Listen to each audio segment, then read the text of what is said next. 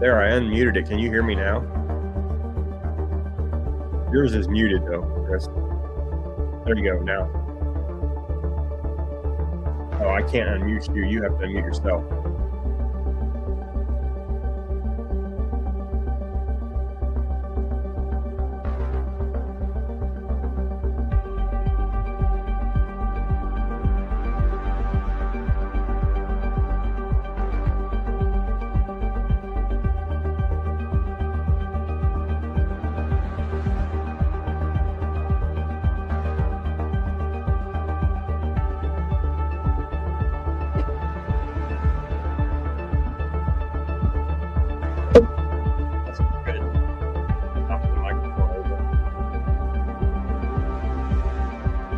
Are either one of you guys hearing me?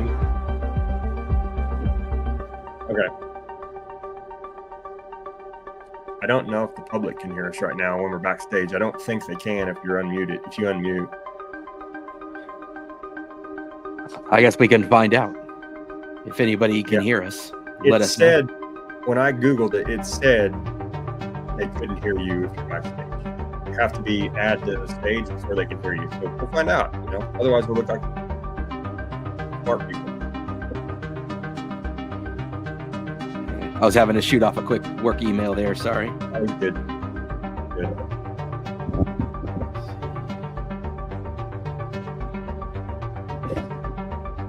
Yeah, I gotta get a order into this.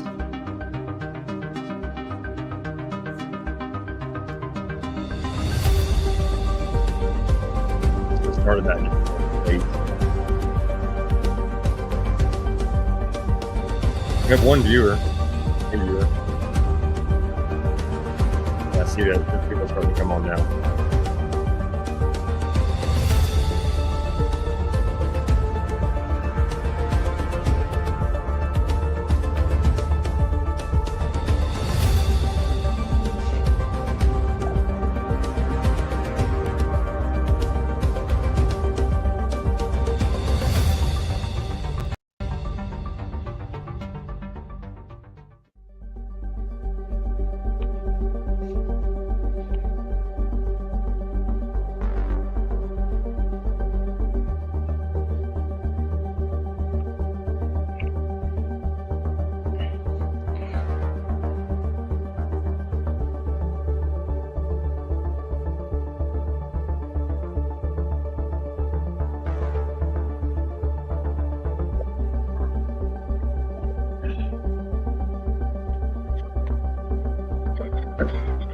Thanks for a boring 5 minutes for us.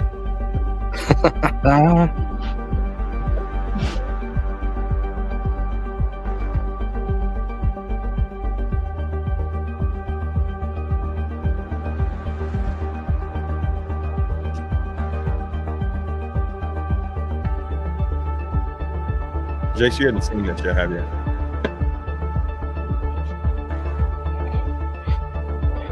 I don't hear your microphone, Jace. You're unmuted, but we can't hear you. Yeah. Nope. Oh, I know what it is. He's still not on the stage. That's why. There you go. Oh, yeah. Can you hear me now? Yep. Okay. On the stage, but in the background. Yeah. Maybe everybody can hear us. I don't know. Yeah. Let's look at the comments. I could probably follow the link to let's see. Okay.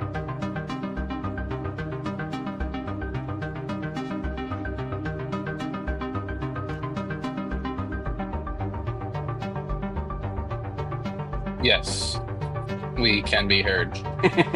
Oh, that's wonderful.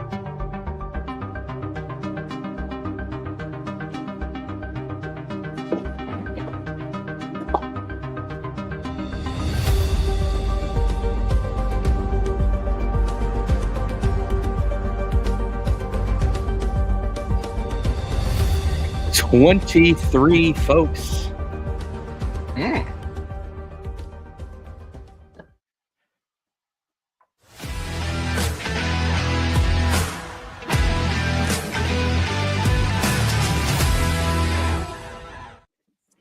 Welcome, everybody around the world and across the universe. It is Thursday night, or maybe a different day entirely, depending on where you are.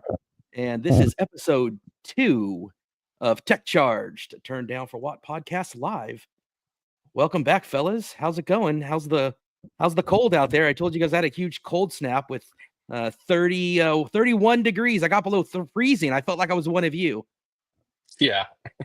Try You below did not 0. feel like you were one of us. Same thing, right? Yeah. Spider-Man meme. Yeah. Oh, look. I had white stuff Oh. on the top of my roof, frost, or was that what they call that stuff? The same as Yeah. snow, right? Oh gosh, yeah, we still have like a foot of it here. Yeah, and it's not going to melt for a long time, so we're kind of stuck. Yeah. You're not going to get above freezing for a while. We didn't have the bad temperatures or the bad snow. I mean, we had -1 degrees one day this week, so it felt like -10. So it was cold, but no snow. We had about -10, and it felt like I think the lowest it got to was exactly -20 for the wind chill. That's really great on a lightning battery. Yeah, right. Yeah. Luckily, they were plugged in, and they did the automatic. That was the first time we saw it. I tweeted about it the other day. I'm sure we can get into it further, but that was cool to see. I did not have a departure time set, and woke up 4 a.m. and boom, they were warming up. Yeah, I think I'd like to do a little bit of data logging with the car Mhm. scanner app and think to find out when that does that, because you can record some data offline.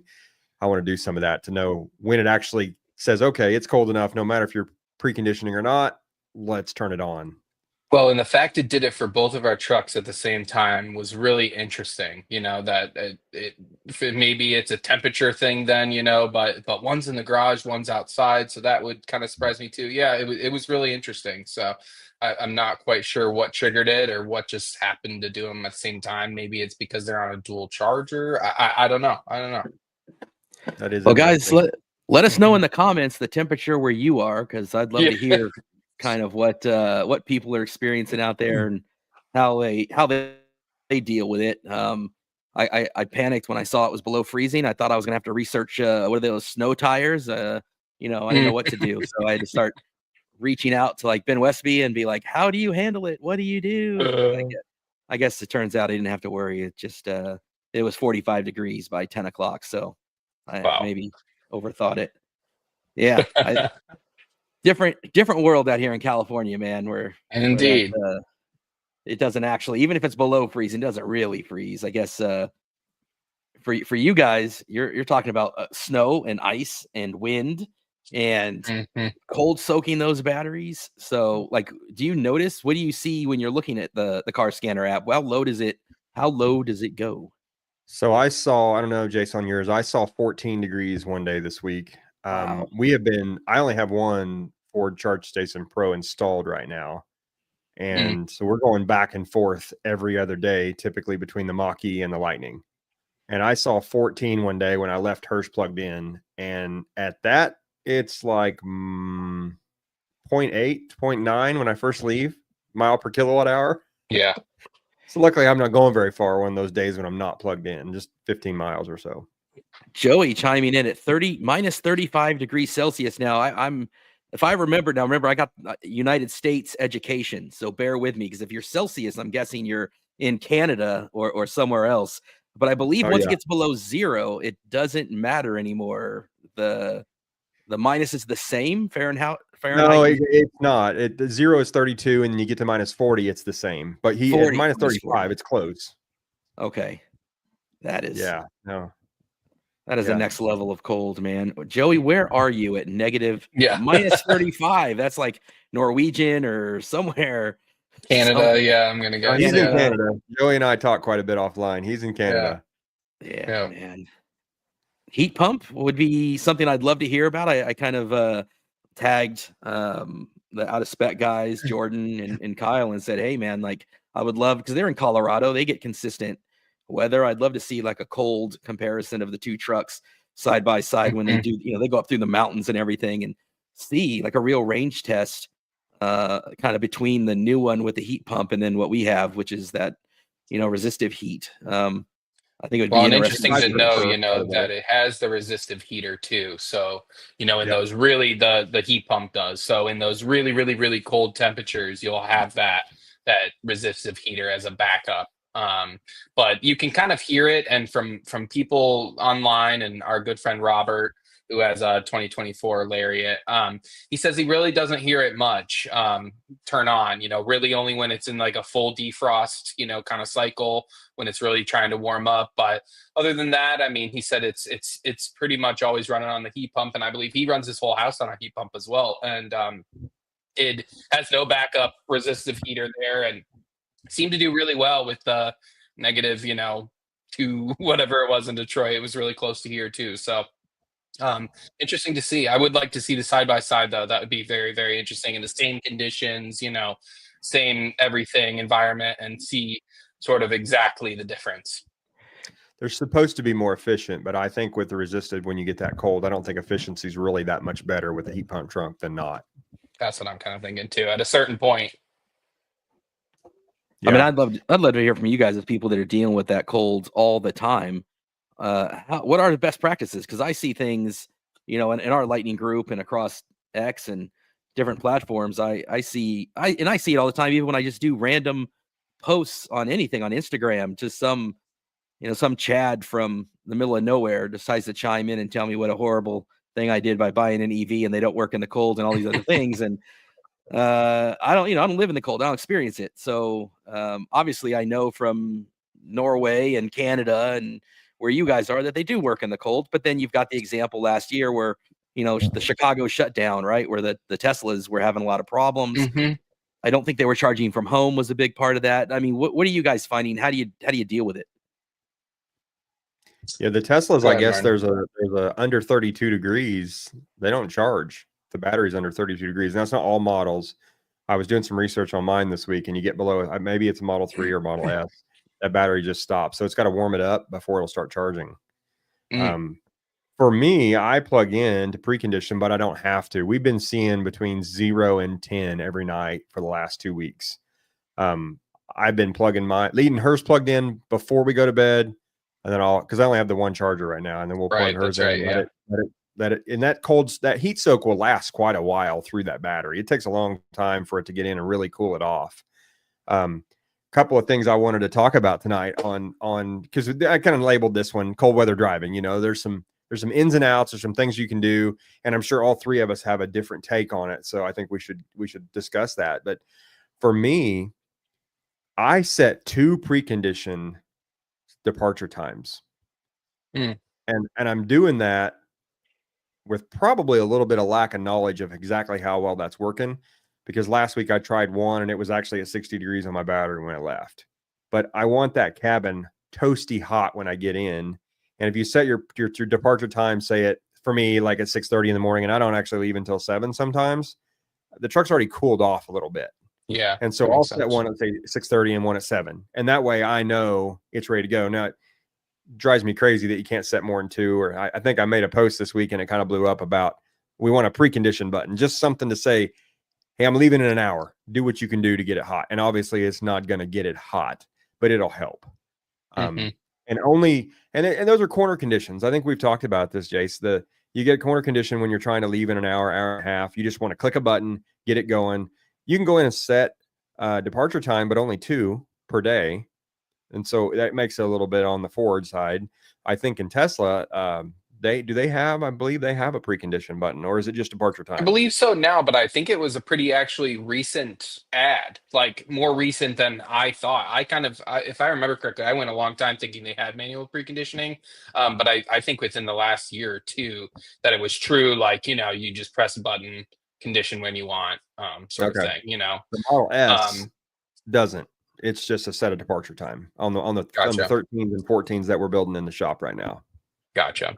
Yeah, and I think it's important too that we should know for newer, maybe EV folk, that there is a difference too between preconditioning to get to a charger for charger preconditioning, and then there's sort of Yeah. a difference between like climate and you're about to take a drive preconditioning. So I see that confusion a lot on Facebook, and totally makes sense. It's a very easy thing to kind of confuse. But sort of what we're sort of talking about here is really both. A manual preconditioning button could really work in both terms, or both senses of the term, where you're on your way to a charger, and or you're not sure what charger you're going to go to, but let's say you've got two, and you're going to be there in an hour. Boop, you could just start that preconditioning button. And then the same thing goes for when you would be in your house and you're ready to go. The truck's in the garage or outside, and you're okay, oh, I got to go now, and you could just hit that button and then precondition for the actual drive to save efficiency there too. So there is a little bit of a difference. People get them a little bit confused, so I want to make sure for all our newbies that we cover that. But for kind of what we do, it really just depends. We do have the Grizzly Duo, so we do split 40 amps between the trucks. That works great for us. The only thing that doesn't work on that charger, and we knew this going in, United Chargers was very upfront with us and the rest of the folk that bought them online, that it will not do a departure time. So I've actually experienced 2 or 3 times where I tried it and it bricked my truck. Like, stop safely now, the whole wouldn't turn on. Yeah, it was intense. You mean when you set a departure time in Ford Pass? Yeah, and the charger will fault and it bricks my truck. Wow, that's And crazy. Time if you're dual charging right now. Yeah, so we cannot do, and really we can't really even technically do departure times with that charger, period. I kind of had a couple discussions with United Chargers about it, because I felt like in the beginning we did it a few times. There may be some sort of sequence where, right, like if I only plug in one truck and only keep one truck plugged in, don't plug another truck in, it will maybe do that manual or the departure time preconditioning. But I'm not willing to risk it, because Right. I was about to leave for Detroit, and my truck the first time completely bricked, and I didn't know what to do. And it took about 20 to 30 minutes for it to kind of cycle through and figure itself out. So, but every, advanced track every single warning. How are you doing this now? How are you preconditioning on it? I mean, I know we're off in the weeds here, but how are you preconditioning now? So we don't, to be honest with you, but that's okay for us. I should preface, if we're going on a long road trip, I'll plug in my mobile charger and I will precondition off of that, my Ford mobile charger, and let it do it. Like I said, I used to do it and it worked, but there must just be some sort of thing that, or order that you have to do it in, and I'm not willing to risk it again. So, so if we do have to precondition, we'll use the Ford mobile. But honestly, for our everyday driving, we just do a couple remote starts. And that's good enough for us. I mean, the office is a 20-minute drive. So, well, you mean for the cabin. Works out. That was one thing I wanted to bring up, because a lot of people, and this is a good point, and I don't know if this is that way on, we need to get some Chevy Equinox drivers and some RST drivers and find out if they're all the same way. But just to clear the air, so everybody knows how this works, specifically a Lightning, when you're in the Ford Pass app and you click the fan, or on the older software, you click the remote start button, that does not do anything for the battery. That's just your cabin. And when you click that remote start button, even when you're plugged in, you may see the battery come up, because it's actually charging the battery, especially if it's during a charge cycle.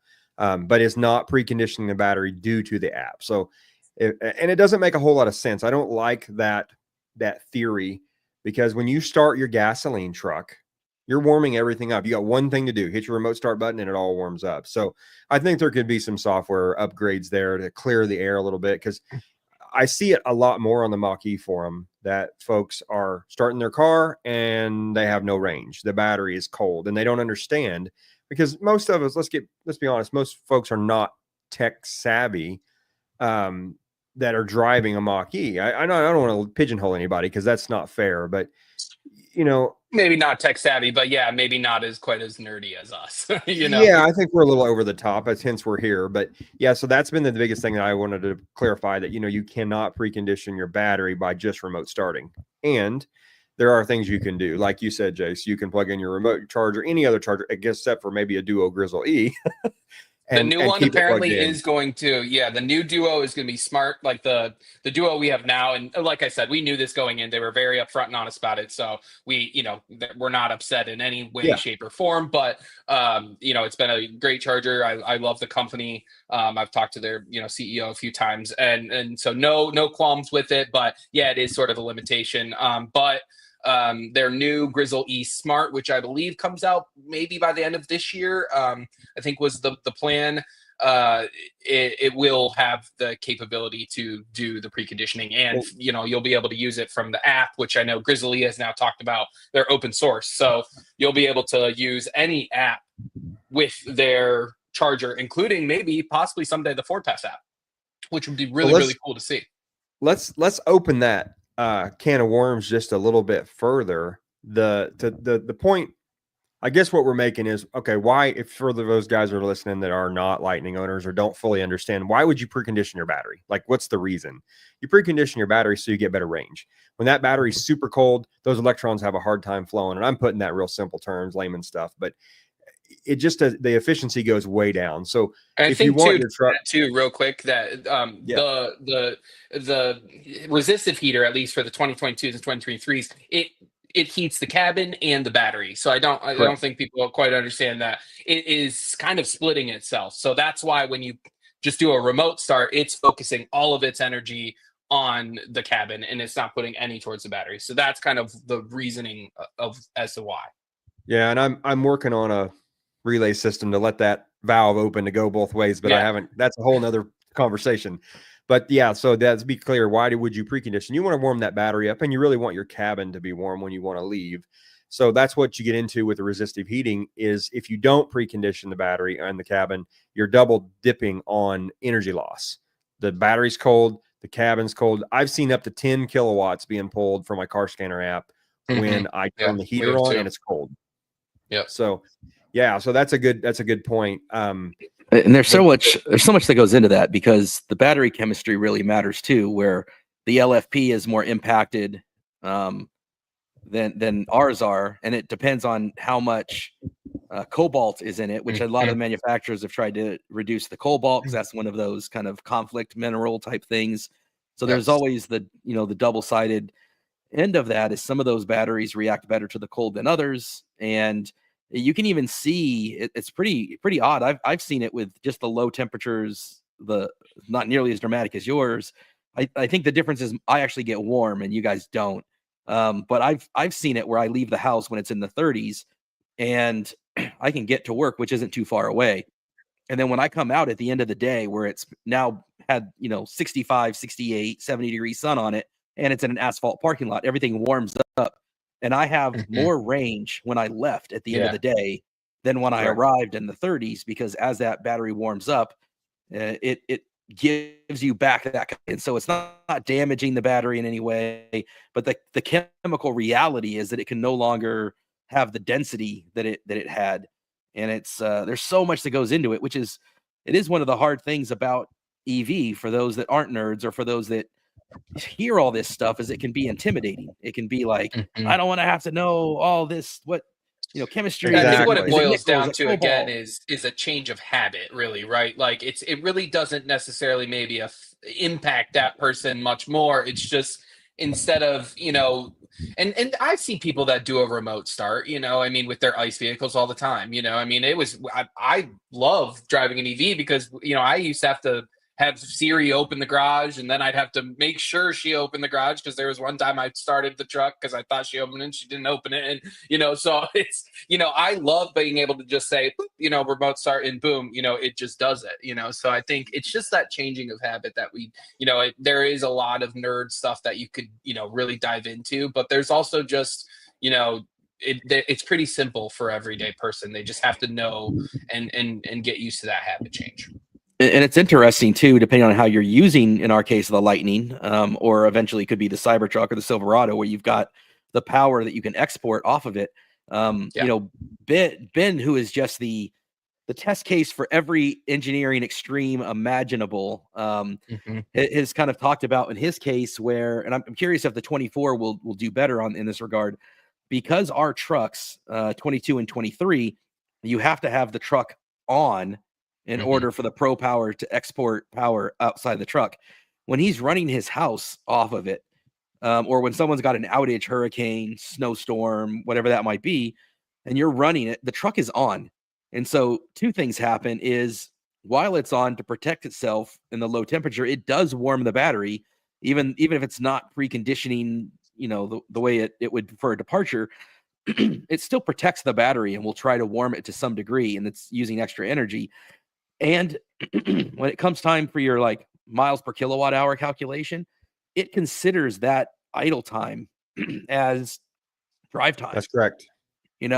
And so I'm curious for anybody that has a 24, like leave in your comments if you've experienced this. It's got to be a tiny amount of people that have used their Pro Power that way anyway.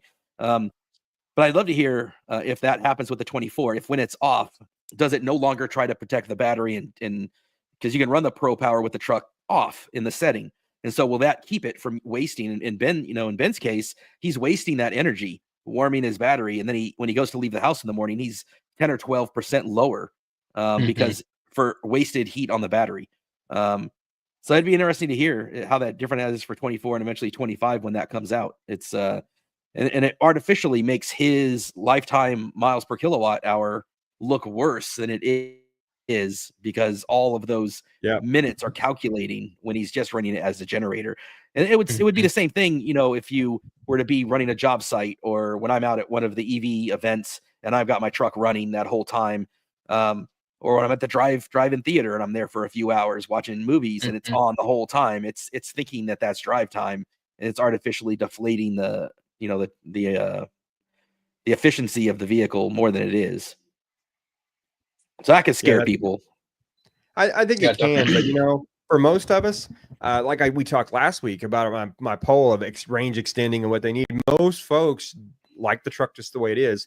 I don't think 90% of us are driving 180 miles a day in an extended range. No, some guys are, and you'll have to really pay attention to these things in the wintertime more so than the average user. But most of us, we don't live that far from work. I'd say an hour commute is probably close to the limit of what most people want to do every day, day in and day out. Now, there's corner guys. Somebody's going to chime in and say, no, I drive 150 miles one way. And that's true. I think the American average is under 40 miles a day. I think I think it was like 95% of America drives less than 40 miles a day. So, I mean. Right. And that's exactly what I was getting at. And most of us don't even care, but there are things you can do to kind of combat that, to try to say, hey, I want to be able to drive this truck like a gas truck, and what can I do to prepare that? And so that's kind of what I was going to get into. I'm pulling up the post now that I made here a while back about cold weather driving an EV, because it was really a lot of thought went into that post to help people understand what am I getting into, especially guys who have never driven one.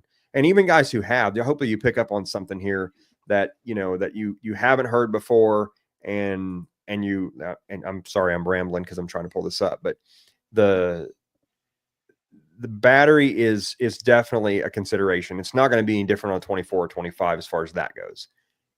The way you heat it is the reason. And I still live by the ABC, always be charging. I've got the truck plugged in every night. I never know where I'm going to go the next day. I never know where, if we're at work, after work, we decide, hey, we're going to run to Tulsa. It's an hour away for us. We're going to go eat dinner. I just want it ready to go. So I leave it plugged in. Now I don't run it over 90%, and we try not to run it under 10 daily, and really 20 is my kind of my in my head bottom limit, but that's kind of been the biggest thing.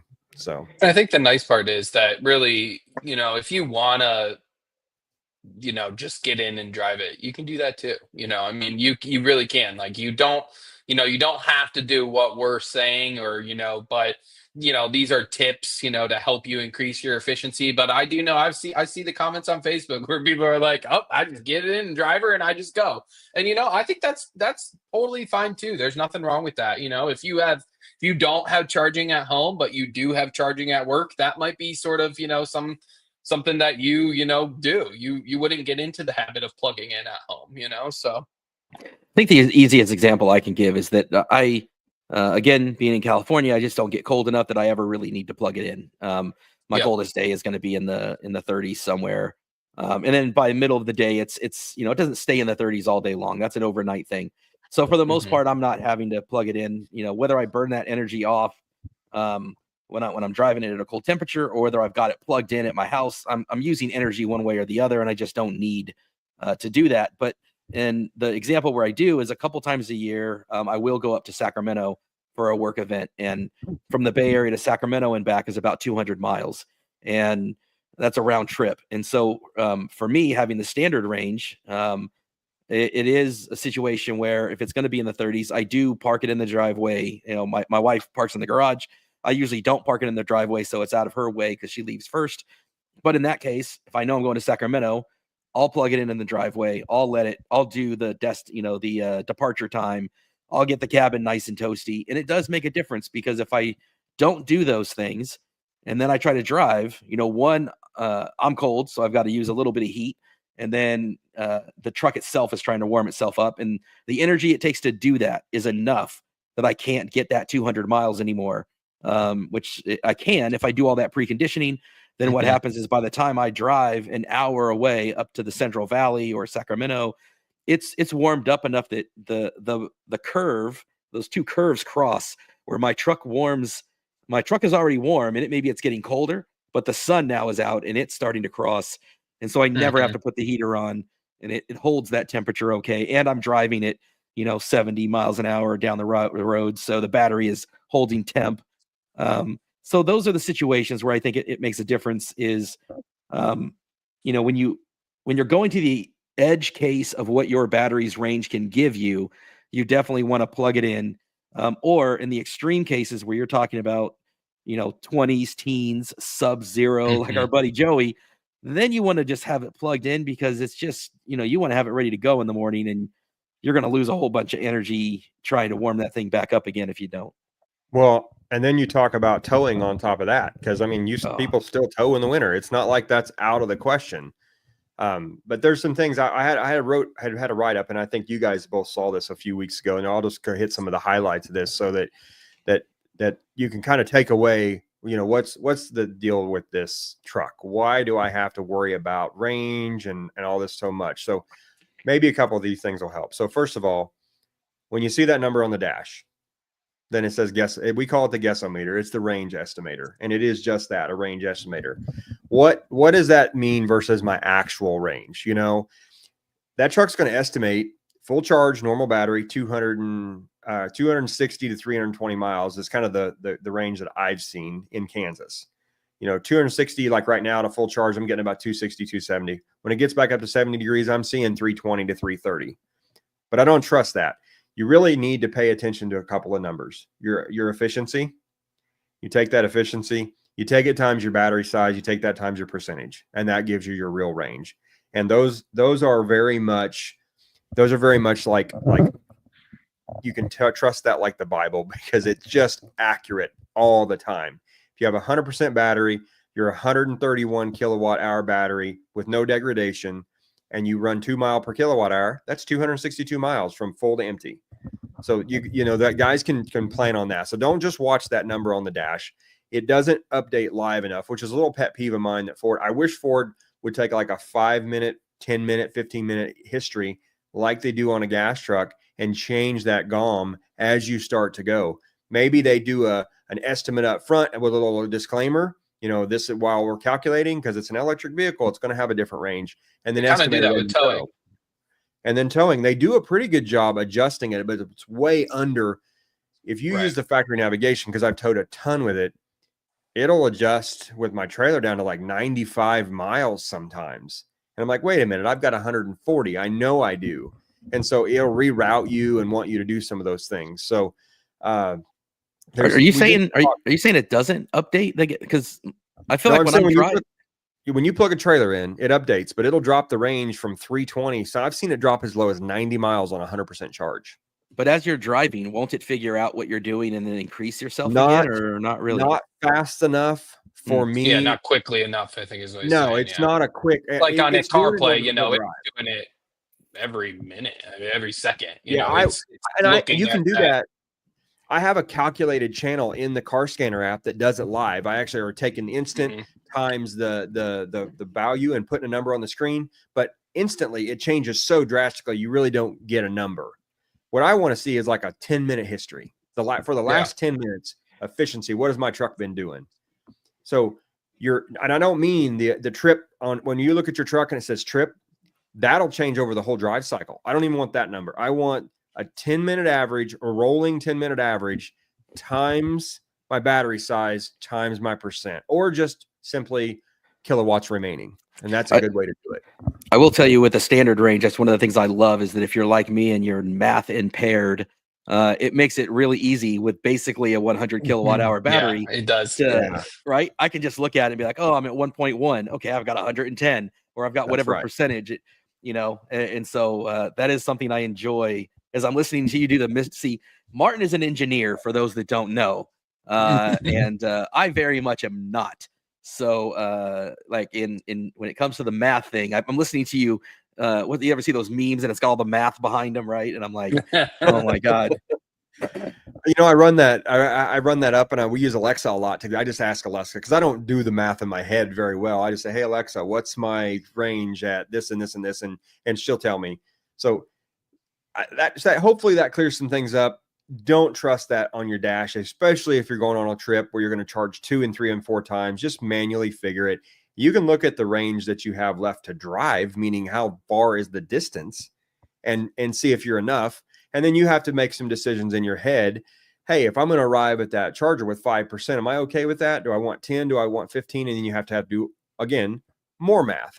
This is why I want the GOM to change, but current, the way it is, just do the math and give yourself a buffer, whatever you're comfortable with, and that'll help you get on a trip. So there's one good point.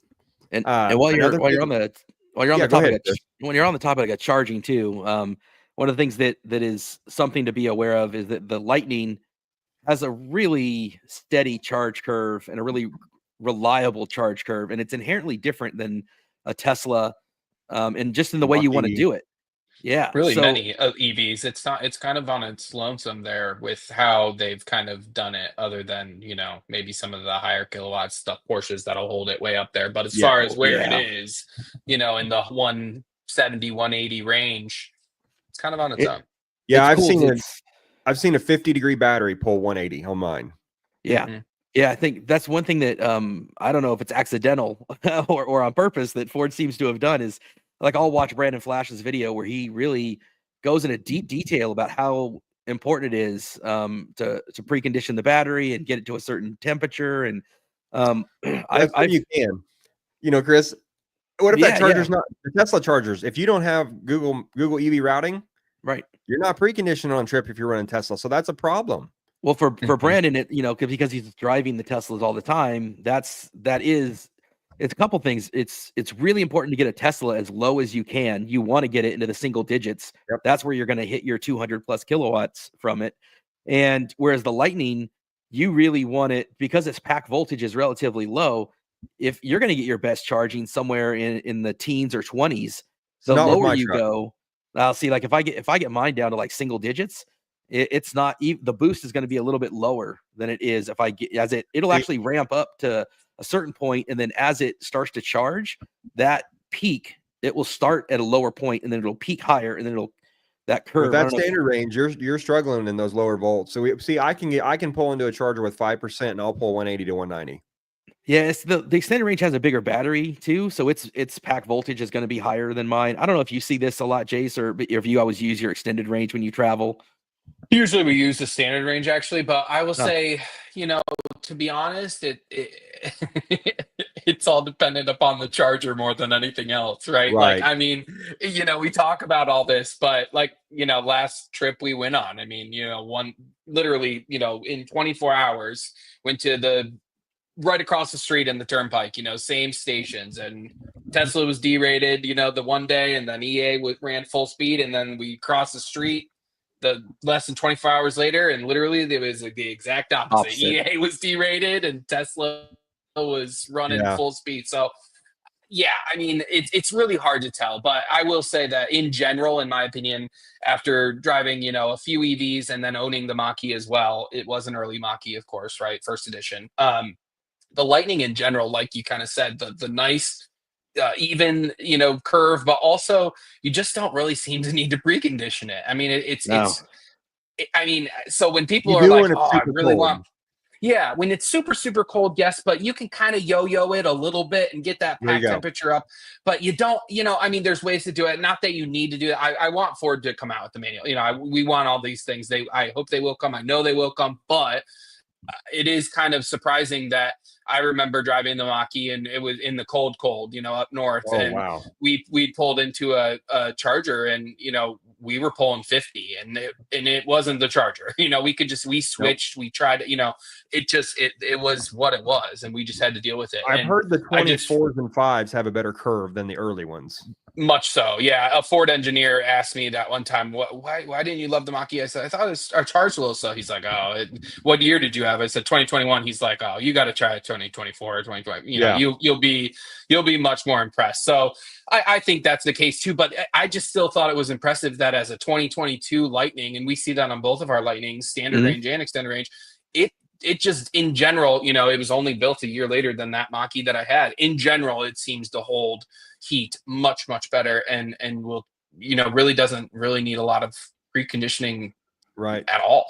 And they've improved it because, in the case of the Mach-E, I don't know if it was a hardware switch where they couldn't over the air kind of improve that charge curve, but the Lightning, even on the 22 that I have, they've got it with an update, just like they did with 24. I'll be honest, actually thinking about lately, it, Chris. Yeah, because your I've truck never was doing it on your last trip, really charging well. I noticed that Yeah. on my extended range about the same time. I was hitting.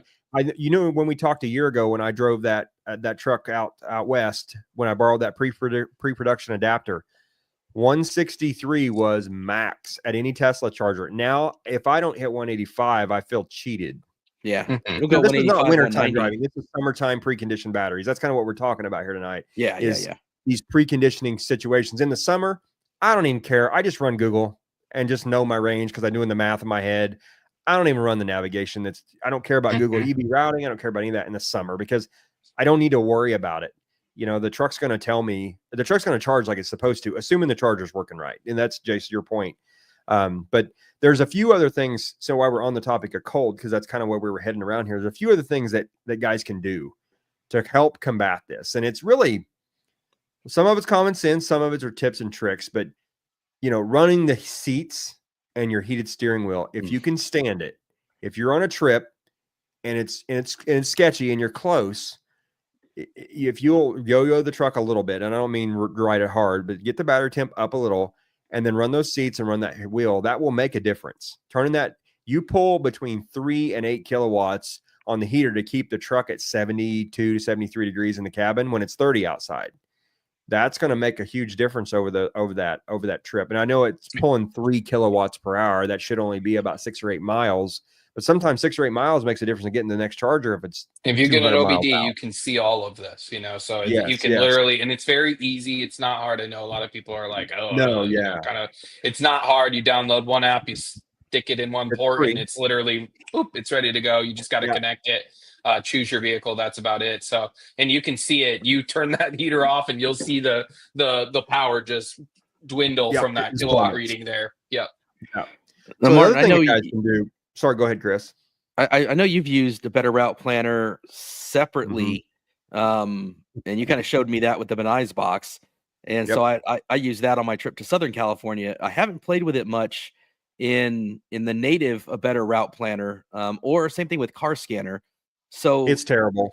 Okay, it's not the same. Will it show you the data? When you're just using a Better Route Planner, to me, through Android Auto, it's just terrible. It doesn't have, you can't see anything on the screen. You're picking up your phone. I don't even like it for that. So on a Better Route Planner, it's not going to show me that same menu where it gave me all my live data of information like it did on the Benai's box. If I'm in, not when you're running it through Android Auto. That's correct.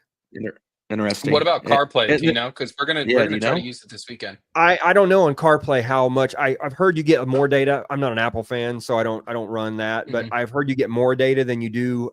Somebody, if you're listening and you've run about Better Route Planner on CarPlay, chime in and let us know, because I can't speak to that too much. I do have an Apple phone that my daughter's, and I tried to run it. What I didn't like is you had no ability to change the route. Like I couldn't tell it. I want to go to this charger and this charger and this charger. You kind of can now. I was playing with it yesterday. They have updated Because it. I think we're gonna use it to go down to Westville. We're going, for people that don't know, we're going to the mountains of West Virginia this weekend. We're leaving Saturday. We're going on a ski trip, literally, and in the mountains in West Virginia. So it's gonna be crazy. But honestly, I'm pleasantly surprised. We've got obviously the Tesla superchargers that we can use. I think in Fairmont, and there's a couple other spots that we can use. And then there's actually a Ford dealer in Elkins, West Virginia, which is about 40 miles, about 1 hour from the mountain. And there's a Hampton Inn across the street. So we're going to go to the Ford dealer, use their Ready charger. I think it's a 120 kilowatt charger. It's usually, looks like it's open a lot. And so we're going to go over there, charge up maybe to 80, 90, we'll see. And then the Hampton Inn actually has 120s in the lampposts that you can, plug you a little into, bit of juice. 110s. So yeah, so we might try to just go to 90 and get a little bit. And then on top of the mountain, there are some options, a couple like Blink chargers, 1772. So Are you taking the big battery?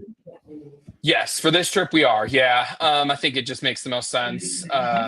Just since where we're going, and we've never gone on this trip before.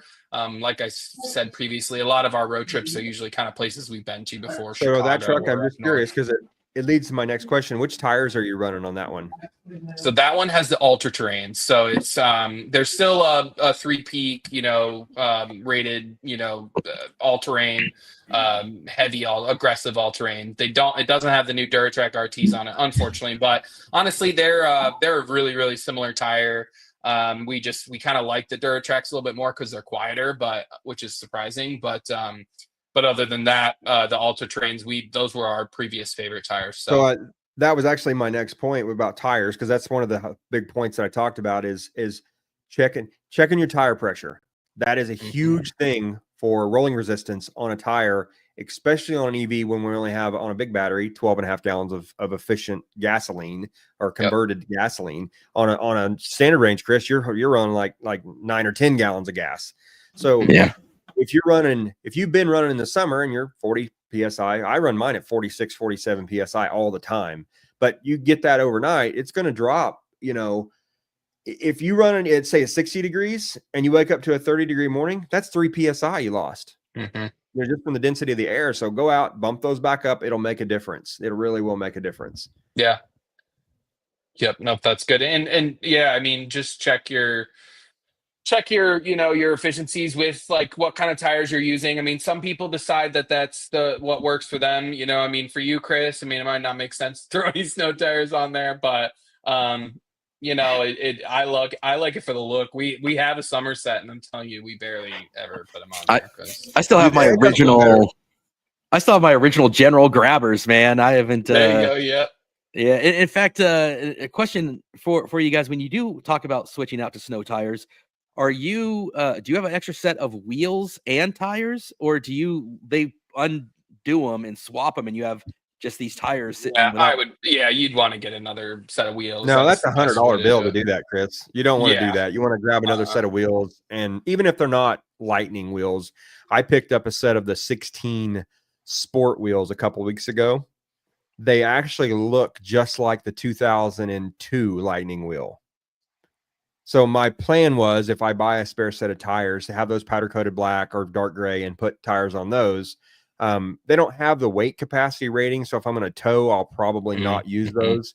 But they'll be great for a spare set for something like that. So yeah, you can pick those up if you hunt marketplace. You can pick up a spare set of wheels for between $100 and $300.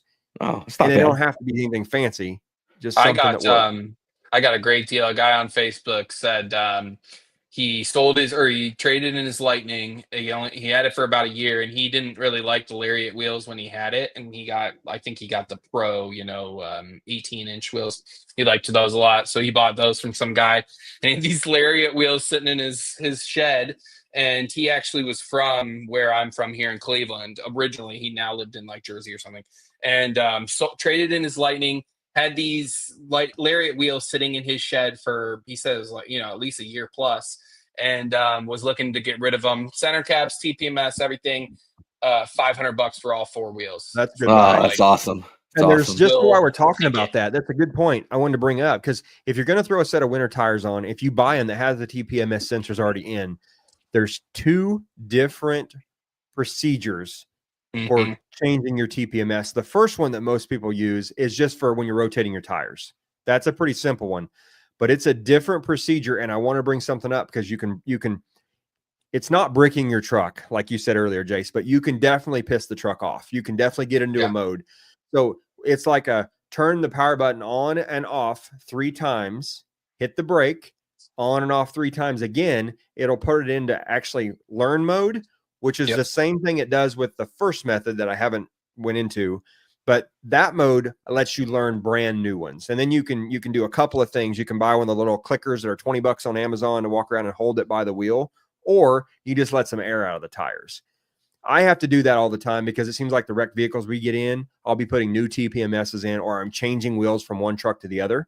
So there again, there's 2 different methods. And if anybody out there bought a set of wheels, they can't get them to connect, whatever, hit me up and I can walk you through specifically. But that first method is just for rotating your tires. You won't be able to buy another set of wheels, throw them on there, and that works. So you have to use that second method. But where I was going with that, if you click that start and stop button too fast, the contactors freak out in the truck and it is done. You're not going to be able to move it. You're not going to be able to start it. It won't do anything. First time that happened to me, even being a body shop owner, I was like, what did I do? I welded the contactors together. This thing is toast. And it's really not. You have to unhook the 12-volt battery and clear the codes with a scanner, and it's okay. But it is sure scary that first time. So if you're going to do anything where you're turning the key on and off, whether you're using ForScan to program your truck, doing this programming, slow is your friend. One Which is off, scary because that 2 off. means tire shops are doing that all over the place. But Correct. they're pretty used to it. I will tell you that is one thing to keep in mind is, and this goes for dealers and everything else too. Do not forget your key fob. We've done that a couple times. Just the last Me time too. we were swapping the wheels from our standard range to our extended range. Because long story short, I got like norovirus and Aruba, got really sick. We had a tire appointment and I couldn't make it. So we're just like, screw it. Just throw your tires on your extended range. We'll swap them later. And that's what we ended up doing. And when we went to go swap them, we forgot the fob to the other truck and it was a mess. They were able to get it, but we had to give them Justin's phone essentially, to, for them to get the relearn done. So don't That's forget right. your fob. Yeah, take your hard to fob do. to the dealer. Don't just use your phone as a key, because you have to give them your phone or you have to give them your backup passcode. Hopefully everybody has that set. I sold, you guys Sorry, know, I Chris, sold I don't my, think you have phone as the key. I don't. We're always rubbing it in. It's all part of that. Yeah, it's part of that package where it's all linked together. I think Which is walkaway weird locks, because it's separated from Flash, and now because Blue Cruise and Pack was then separated in Flash, so it's weird that it wasn't the case before. Yeah, the no wiring, phone is the key. wiring is all there for both. You just have to have the Yeah, makes modules and you sense. have to activate everything. Yeah. Is the walkaway locks part of that same phone is key? Because I've seen people No, you can do walkaway. I'm pretty sure you can do walkaway lock with the fob. That is actually, do you have that right now, That makes Chris? sense. I don't think I have walkaway locks, and in fact, I know I don't. You don't have it enabled probably yet if you don't have your body control module. And he won't. I was going to tell you that we can enable that when I come out this summer, but I can't. That's in the BCM, and the dealer has to do that because you have to have the NASTIF credentials to be able to do that now. On the older cars, Yeah, when did I can that do change? all that. Didn't that just change recently? Yeah, that changed probably mid-summer, last summer, because I was able to update the BCM in the 23 Lightning, and she got walkaway lock when she had it immediately and told me, I hate that. Every time I walk up to my truck to get in it, A it's lot of locked. people hate it. A lot of people hate it. And I just learned something this week too. And there's a if you got ForScan, which is a $40 cord and a free software, and now the ForScan payments are a little funky, but you can turn on the options, and I'm going to do it and make a post. The options to have walkaway lock and the audible chirp in the Lightning menu. I've not seen anybody post that yet, but their options are there. So I'm going to work on that. Yeah, like the Mach-E has. The Mach-E has that. Fold the mirrors, give you a chirp. I love that about her car. We walk away, I know the thing locked. I'm an old school guy. I had the fob in my hand for years. I want to push that button and hear it go boop. Yep. just did Which you I think lock? is why I love to use secure code, because I just press the two buttons and I I do that confirm too. that it's locked. Yep. Yeah, Yeah, it's hard to walk away. every day in the forums, I see somebody griping about like my truck locks itself and I don't want it to do that. And then somebody will post the screenshot of where to go in the menu. And I'm like, I don't have that. And I No, thought and it was that's something. but see, I haven't seen it. Nobody, I have not seen one Lightning that you can turn walk away lock off I yet. think Besides the 24's Flash. May. It must be It's Flash. 24. Yeah, I've seen the yeah. menu screenshot. Yeah, I but think not in a 24's. 22 or 23. Right. No, yeah. It's just like it wasn't there was some missing toggles for even if you get 1.4 still, right? I believe there's still some missing There was. toggles there. Well, they're rolling those out pretty fast. In fact, I'm starting to see a lot of, and Jace, you've seen it too, a lot of the 22s and 23s are getting Google EV routing update. The 10.1, they may not actually have all of the lane change stuff yet, but that's coming, and you're going to start seeing that pretty quickly. But Chris, if you can get the dealer to update just the BCM next time you're in, that might give you walk away lock. I don't know if you want it. Sure. Yeah. Just that one it login. seems pretty It takes them like 5 minutes to update it. So they shouldn't want to charge you a lot of money. Maybe give the guy in the back a Snickers or something. Yeah, there you go. I'm so used now to just touching that little button, to be honest with you. Yeah. Like once I close the door, it's almost just muscle memory now. Close the door, my thumb hits the little button. I see my mirrors fold in, and if that little button, let's talk about that little button. How many guys out there that have the truck and touch that little button and it doesn't work half the time? See, I've seen that in the forums too. I've seen people complain about that. I've seen that as well. We've never gotten used to using the button, to be honest. Because our old trucks, we had secure code always. So I don't know why, for some reason you just use the two bottom buttons. The two buttons, yeah. Whereas they're the faster, ones that they work more consistent. I have noticed that when I'm carrying my fob, yeah, Joey's chiming in. He's got that issue too. Joey, what year are you, by the way, Joey? If you don't mind, I'd love to hear what. Yeah, tell us what year your truck is. Not that it should matter. It's the same dang parts. They didn't change anything. The 22 and the 23 both have the same issue on my Lariats. I find that it's way more consistent with the fob in my pocket than when I'm using phone as a key. Maybe that's part of it too, is that I always have the fob with me and not the phone as key. And there's no delay there because I press that button and I've never. In fact, the only reason the reason it stands out to me if it doesn't work is because that usually tells me one of my kids hasn't closed the door all the way. And so that's inevitably, I like the idea of manually doing it because then that tells me, okay, one of these doors isn't closed and I find it. And you can turn on an option for that too, Chris, that you can have an audible honk if one of the conditions is not met. The frunks pop, the doors open, it'll go beep beep and tell you something's wrong. Yeah. But that's when I've kind of walked away from the truck and I'm fat and lazy and I want to walk back. So I'm just going to right then and there. That's what kids are for. I'm going to press that button. My kids make a sprint for it, man. Like I'll tell them, I'll be like, hey, make sure you get all the trash out of the truck. And they'll be like, okay. And then they'll sprint out of the truck and I'll look and dang it. There's, some trash back there. And I'm like, I open it up, get it out of there. Joys of parenthood. Yeah. Well, I had one other point I wanted to bring up. We're coming up on an hour. So, we'll see how long we go here tonight. I'm fine with whatever. Another thing that I wanted to talk about with cold weather driving an EV was speed. And how much does that affect you and how much doesn't it? And we all know the Lightning is a flying brick. The Silverado seems to be, I was talking to Patrick tonight, is a little bit worse. The best he's seen on his truck is about 1.9. And that's just because it's so dang heavy. It is. He did get 540 miles out of it on a trip this week. So it's interesting with the Silverado. Some of that was crazy. Slow. It's crazy range. Sorry, did you say 500? 540 miles. Now he's through some cities and all through Florida. He was not at 70 miles an hour. It's not a highway, but that's he was on the highway some, he's around town some. I couldn't believe how much range that was. So that's the other thing is, if you're on a road trip, and I've went through this 50 times with guys, and some people understand it, some people don't, but I want to make this as simple as I can.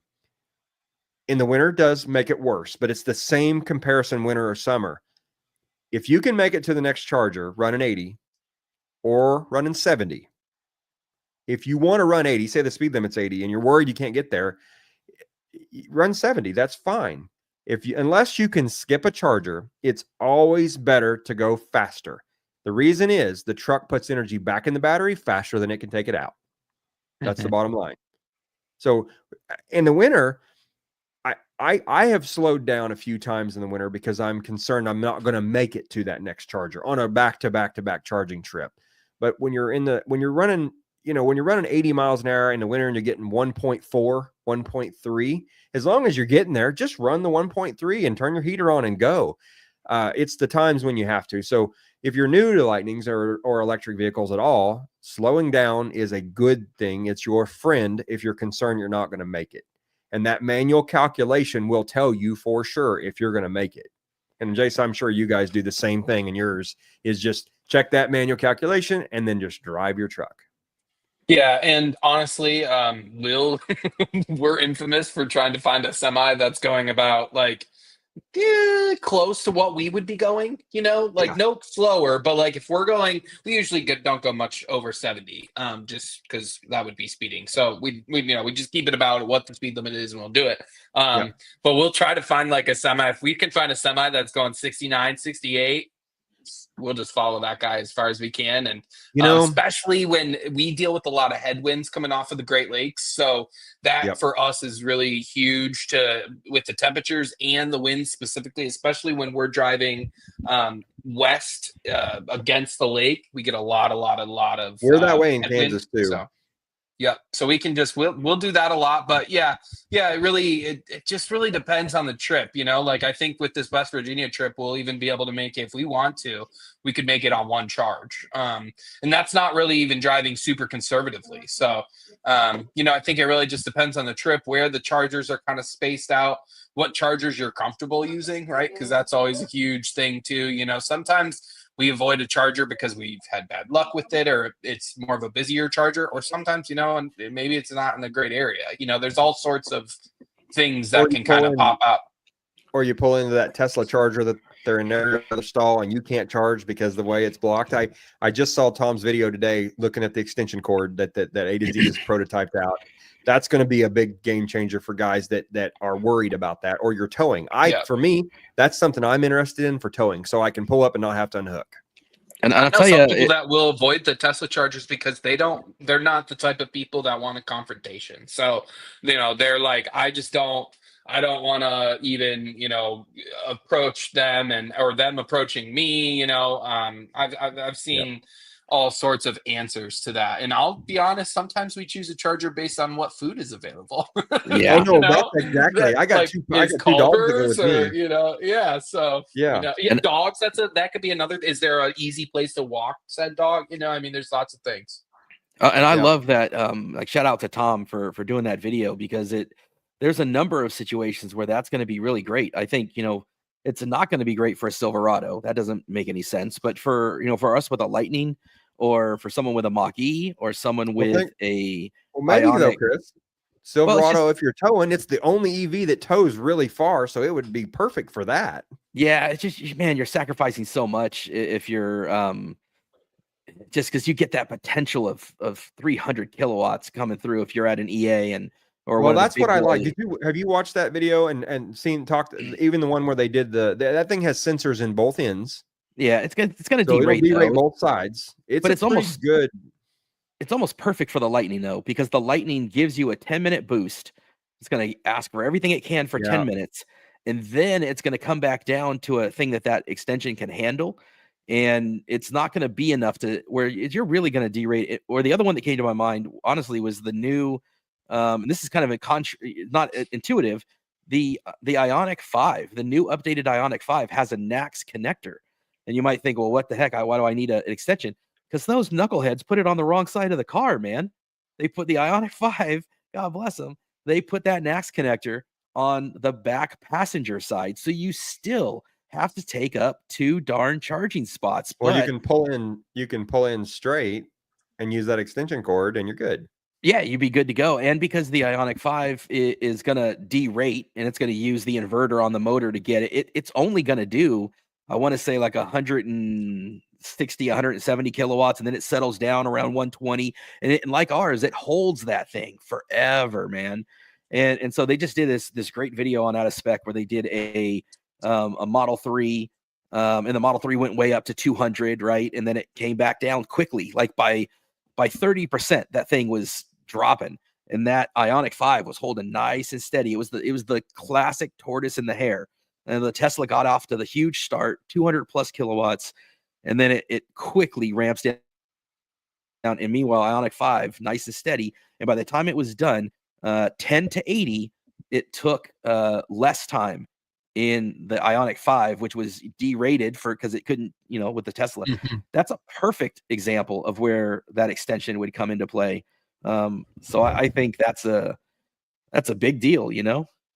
There's a lot of use cases. I agree. And that extension is going to be good for a lot of people, but I think that the biggest thing with the charging and all the speeds is just managing your truck. If you can pull in, try to find a station that's not busy, try to find the right stall in the end or whatever, precondition.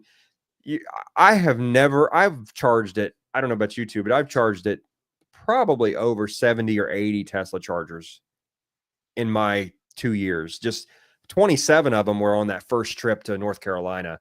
Not one charger was I able to not pull in and get to. Now I might have to get creative and go around the back or pull up on the grass a little bit, but it's always, and they're not all that way. I'm not saying all Tesla chargers are that way, but I have not needed that extension cord yet. But if it was a couple $100 and it was, they talked about making an 18-inch version, and I think that's interesting. The 500 is going to be good to be able to pull in.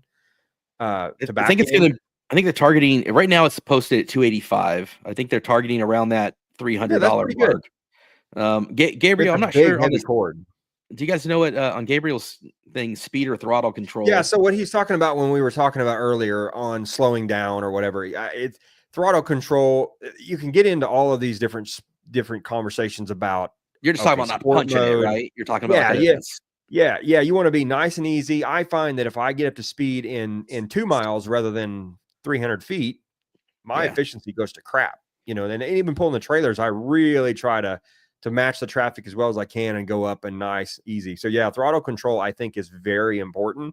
Running, I can do better efficiency driving the truck, not on cruise.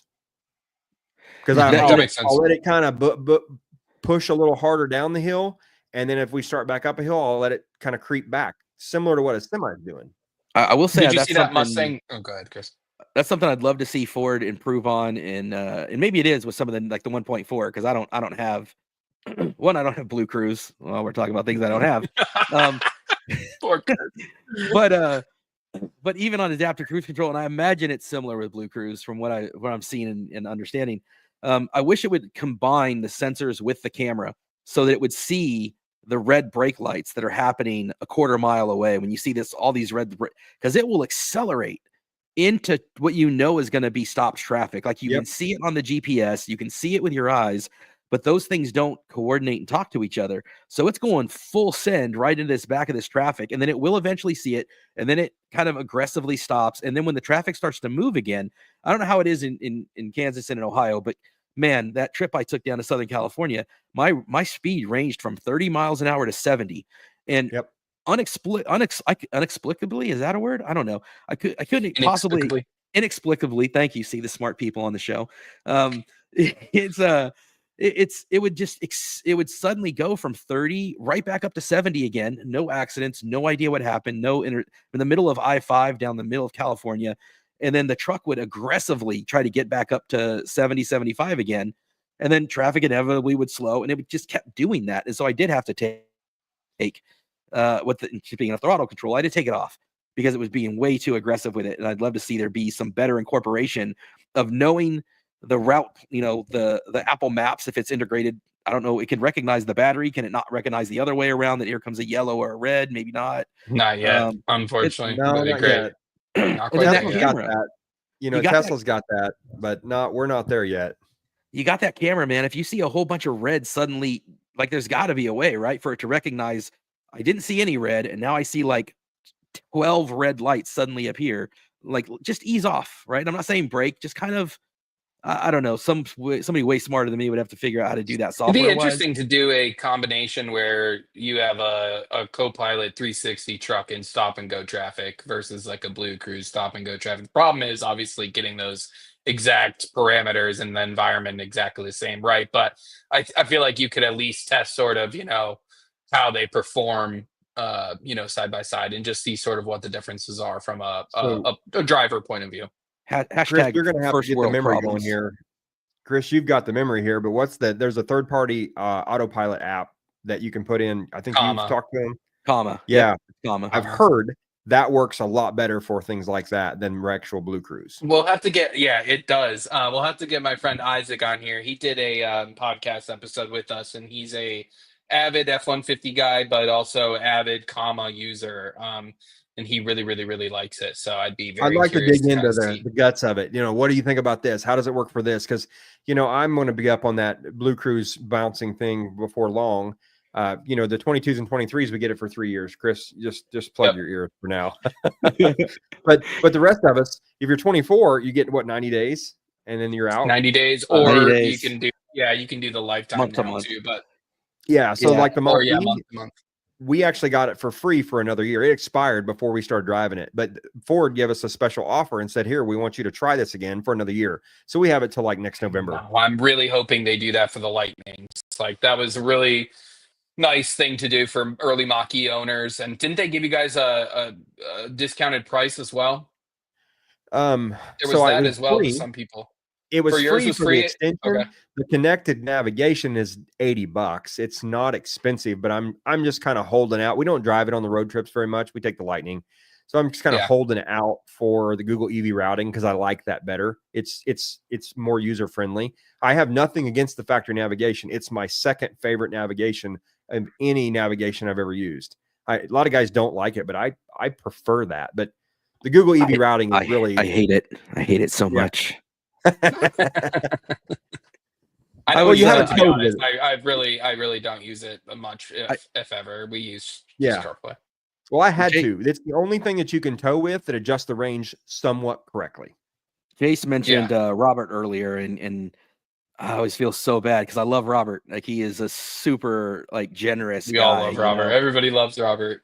He is, and I feel so bad for him because I bicker about that internal nav, and I know he uses it and he's very familiar with it. And I mean, going back for quite a while, I'll take screenshots of it, and I think he and I just disagree on how passionately I'm like. I'll be like, look, man, here's my range, and then I can't change this. He's like, yeah, but you can go and do this. I'm like, I don't want to take 5 steps to do it. And you've seen my videos, Chris. I've got so many videos on how to run that thing. And I get so much slack for, holy crap, you have to be an engineer to run the navigation. I always I seriously compare it to there's kind of some hidden menus. Yeah, there's things that are just kind of confused. I think my biggest thing is that I'm spoiled having seen and played with Tesla route planning, which looks a little bit more like a better route planner, where it's going to show you all of your options. And you can just touch it, man. You can just be like, you know what? Middle of the trip, I decide I don't like that one. Remove that. Go to this one instead. And it's so dynamic and it's so easy. You're saying that, but that's on new cars, and we're talking about new cars with our trucks, right? So I've been in a 22 Model 3, but I've been playing with the navigation in these 13 and 14 year Model S's. That MCU1 is so slow. I can't add a stop along my trip with that older software. It's like you can put in, I'm going to drive from Kansas to California. It'll map the whole thing. But if you want to make a detour, that's your new destination. I think waypoints was all that kind of came relatively later recently. On. So that's one of the things, I guess, with the MCU2 that it's a couple grand to get Tesla to upgrade it. And if we keep one of these cars, we've got 3 of them right now, and we're going to build 2 out of the 3. If we keep one of these cars, I'm going to do that mostly for road trips and the free supercharging, but I don't know. You were talking about the navigation there, Chris. Tesla doesn't allow you to go to like an EA or whatever. They're not built in. Like, it'll route you 200 miles out of the way when there's an EA between A and B, because it wants to take you to superchargers. Hmm. So I I guess don't.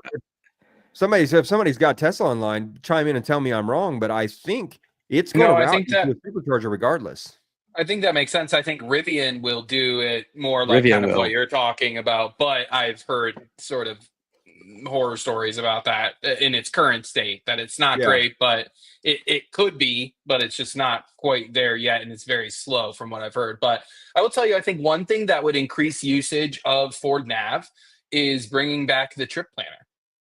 Oh, I that was really do terrible when they believe got rid of that, that. if you in the app, excuse me, in the app, but if they brought it back and used the new Google, data with Tesla superchargers, and everything in it, and it could precondition and all of that, I really do think that it would increase usage of the Ford Oh, Nav. And if they could do that as 100%. quickly as possible, I mean, I looked in it, I opened my app and I'm like, oh, I need to plan a trip. And I'm like, oh, that's right. We can't do that anymore. It's like, You go to it's a better crazy route to planner me. then. Yeah, exactly. Or Chargeway. There's, a few different ones that I've used, and I've sort of kind of tried different ones just to see, because I still am coming across like random superchargers that are in an app or not in an app. It's, and I'm like, I want to know all of our options, especially when we're in West Well, Virginia you've in the about middle got of to the have mountains. all the apps to be able to really plan a trip out correctly. Chargeway, a better route planner. I was using Plug Trip share. Planner, and PlugShare. So anytime I'm plugging it, I've narrowed it down to two. I use a better route planner and PlugShare, because a better Mhm. route planner does a pretty good job of putting all your stops in.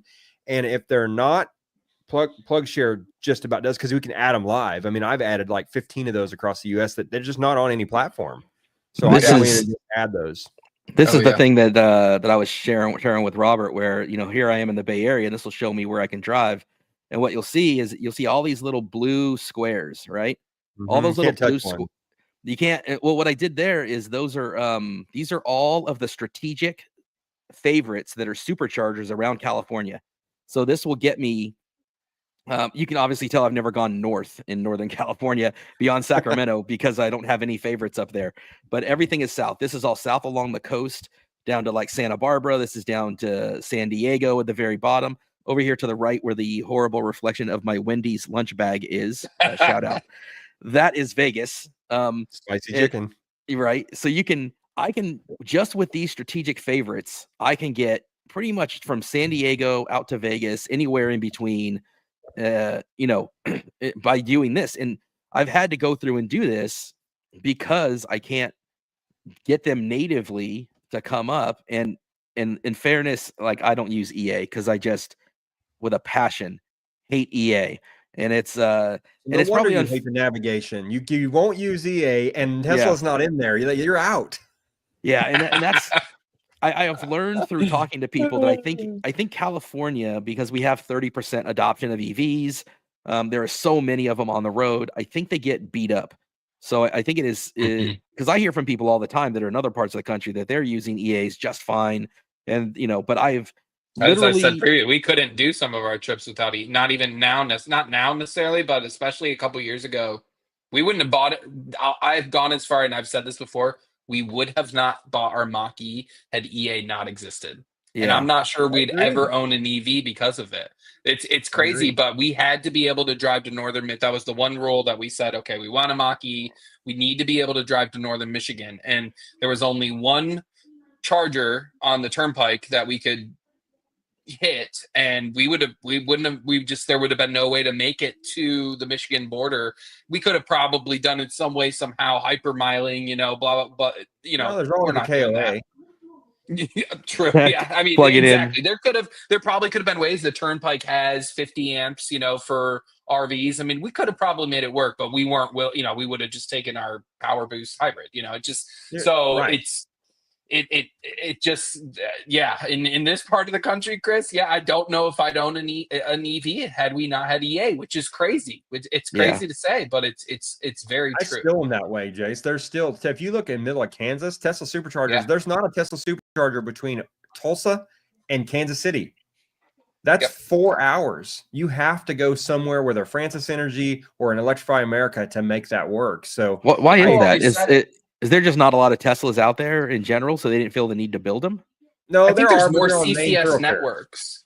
Yeah, Yeah. and Yeah. there's more CCS networks. So like, we were kind of left, like people were like, aren't you so excited that you can use the Tesla Supercharger network? And don't get me wrong, of course I really was. But there have been years where we felt neglected by Tesla here in Northeast Ohio, and really Ohio in general, but particularly like Northern Ohio. People are like, you got to be so excited. And I'm like, honestly, I don't know when I'll use one, because CCS is so much more prevalent here, and not just CCS in general, but EA, Pilot. There's so many choices. And they kind of grew quicker. Now, I will tell you that has all changed within like the last, 5 to 6 months. We've gotten more CCS stations as well, but we've also gotten more Tesla V3s and V4s and stuff like that popping up. So in general, it's really picking up. But remember, we were the first NEVI state to have our funds approved and to get our funds, and we were the very first state to install stations. So like we're on round 2 of NEVI now, which is, I don't think like officially, but we're working on round 2 now, which is much further So ahead than a lot of if other you people. look at this is my area. So this little dot right here in the middle, this is where we live.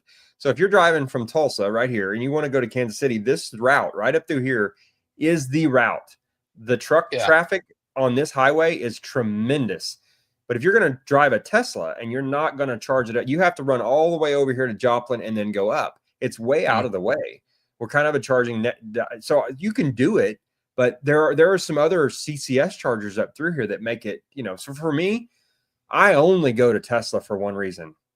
It's cheaper. Yeah. I have not had a lot of non-Tesla chargers not work on me in the last year. A year before that, it was sketchy. We get Francis Energy and you never knew, but they really got their stuff together.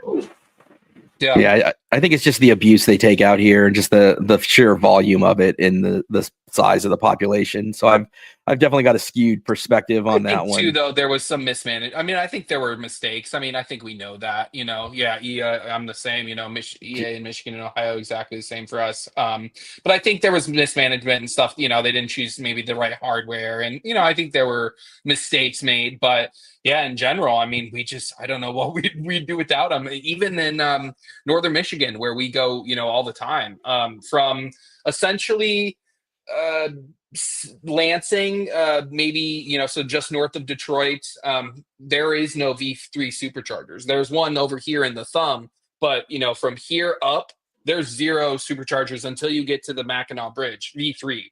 So, and maybe for those that don't know, Jace, why is that important that it be V3? Because there are a bunch of V3s. Yeah. So only currently we can use the V3s with the protocol that they use. What is it? SOS 111. I forget what the exact. And not all of them, but most of them. Most of them, yeah. Yeah. So it's not all V. Yeah. So I'll start from the beginning so people can understand. So there's V2 superchargers currently. There's V3 superchargers, and then there's V3.5 kind of superchargers here in the United States. We cannot use V2s whatsoever, none. You can tell those because I believe, right, Chris, they have the metal on the handle, the little silver ring. Correct. Yep.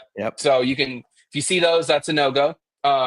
Then we can use V3s. However, that is not, as Martin was just saying, that is not all V3s. So it's very, and we don't really know the exact number. But there is, the closest supercharger to me is right on the turnpike. It's about a mile and a half from our house, and it is a brand new V3 within the last 10 months, and we cannot use it to this day. It is still not open to non-Tesla EVs.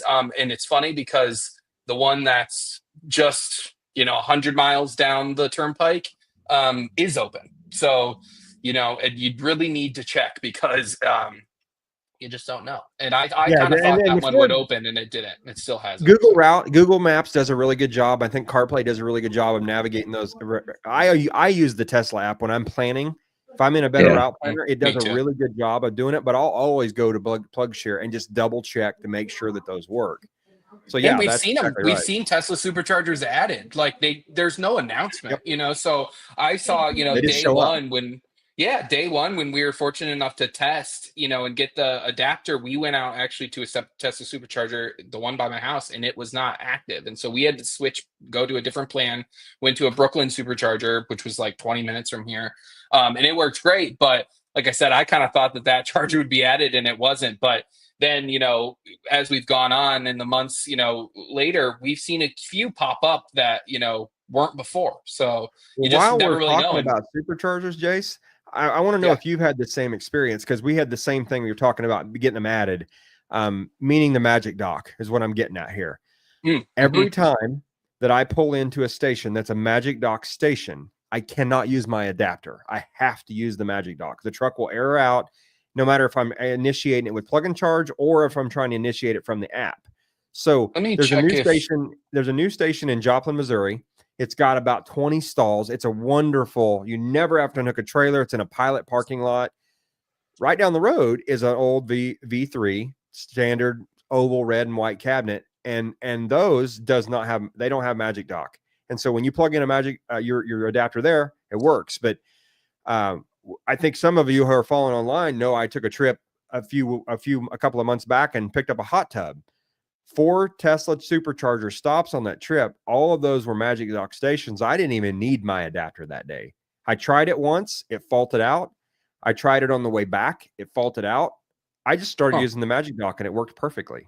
What fault was it giving you? Like the red light or The the red ring, yeah. And Yeah. everybody thinks when you get that red ring, Sure. you got a problem with your truck. No, that's either a communication issue, a payment issue. That thing will red ring for a lot of different reasons. Yeah. Just like the powertrain malfunction, we see that all the time. People are like, "Oh, it's got to be a module battery." No, it's like, Yeah. nope. Not There are necessarily. thousands of things that could be your shifter, could be yes. I just looked actually. The one that we used in Ypsilanti for our last trip up north was a Magic Dock, and we used our adapters. So And I it don't know. worked. Okay. Well, that's interesting. I don't know if they're all that way or if maybe there's just something. I've tried that with 2 trucks now. And They when I were took the having truck that back, issue too. Don't forget, where like the rumor was maybe there was some faulty adapters, like the recall adapters in the Magic Dock. There was all sorts of rumors, but yep. Tesla came out themselves and said, I believe that they were having some sort of software communication issue. That might have I been don't it. know. I don't know what it ended up being, but that's what they said it was. So maybe, yeah. Next maybe But I trip, don't that was- understand. What kills me is that the Magic Dock itself, if it's not, there must be something when it releases from the station, at least in my experience, because if I just pull the handle out on the new cabinets, the white tall cabinets, you're going to kind of pull pretty hard. If I just pulled that handle out, no matter what I did, I couldn't get it to activate. But when you actually held the button down, pushed up on it, and released the Magic Dock, it was first try. I had that happen twice on my North Carolina trip when I was taking Joe's Lightning back. His is a 22 Lariat, fully updated all the way at the top software, and it did the same thing. I have not used interesting. the white Tesla 3.5. You haven't?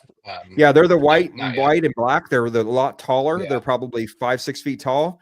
I ran into one in Florida when I got there. Brand new station. It was open. Showed on the app. Showed on the Tesla app. The cabinets weren't marked with a post number. I've seen that. Yeah. I had no way. I tried all 8 of them, and the guy said, just start moving your truck back and forth. Well, 30 minutes later, after trying all of them, I just went to a CCS station. Yeah. Wow, that's crazy. So Yeah. things can happen, and you got to plan for that. I usually, when I'm planning my trips, I 1 or 2 backups somewhere, and then Yeah, again, and that's why I use never plug share stuck. You can too. always go to a freaking KOE and use your mobile charger and get a little bit of juice. It's true. It's true. So- Or go on the Lightning forums or Lightning Facebook owners group and maybe post, somebody's and got you might get lucky. Somebody will come over with the Lightning. If anybody's Yeah, around you can make Northeast them Ohio plug and it. they're stuck, give me a call. Try to come in. Yeah. Yeah, there's a lot of those V4, what we call V4 dispensers, even though I know the cabinets are 3.5 or 3 plus, whatever they're calling them. And weirdly in California, there might be a regulatory reason or something with the state. A lot of the newer ones have the cabinets, and the Magic Dock isn't active, so it physically is there, but you can't actually pull it out of there. And so there's a lot of weird things. I wonder California if they're has, still having software issues too, even maybe. I think it has something to do with like the way our gas pumps and everything have to have a sticker on them, and so like Okay. like there was, I know, like Rove. So Rove is an example of this. When I went down to Rove charging, Yeah. they have all the white ones with Magic Dock, but I still had to use the adapter because it wouldn't release them. And I think there were tags on them from the state of California that they were still waiting on some stuff. So that might be another Interesting. California.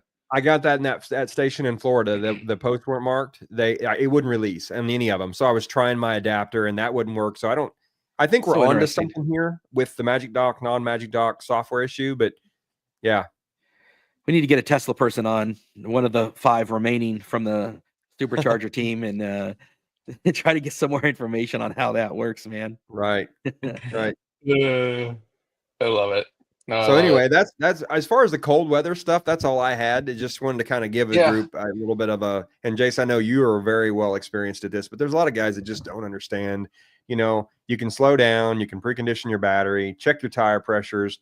Draft a semi is a great example. I don't personally do that because rock chips drive me nuts, but it's a good way to get yourself an extra little bit of range because I know you probably see doing that in normal temps 1 point or 2.2 to 3 when you're drafting pretty good. We don't usually do it in normal times, to be honest. It's usually only in the winter. When you're needing it. Just yeah, we don't really need it otherwise. But yeah, yeah, and we have with the black trucks, we don't tend to see the rock chips as much. But I'll even sometimes I'll just put it on 3 and stay kind of as far back as I possibly can, and then if I see him wiggle off the road a little bit, maybe I'll back off or something. But move over. I'm like, oh yeah, it's so. But yeah, no, yeah, I think it really boils down to what people are comfortable doing. There's a lot of ways to skin a cat, as they say. So you can, if you want to just get in, drive it, you can do that. But if you really want to try to make the most out of your efficiency and learn the most efficient way to drive your vehicles, some of the things that we talked about tonight are definitely the way to do it. And I will say, I feel like I need to do this more often and share this stuff more often. Ford has some great resources on this stuff. They really do. Ford does such a good job of posting this stuff on their website. And even you'll see Jake and Emily and even Jim Farley will retweet this stuff. And I feel like that stuff is actually really underutilized. I don't see the same stuff coming from GM and some of the others. So go on Ford's site. If you have any questions, type into Google, F-150 Lightning vapor heat pump. It could be anything. And there's something out there on the Ford site that will answer, your question. And like I said, I think they're vastly underutilized. So, and it's coming straight from a Ford engineer, so. So Jace, I am curious, speaking of Fords and how long term are you guys in your trucks? Or is this something you're planning to keep?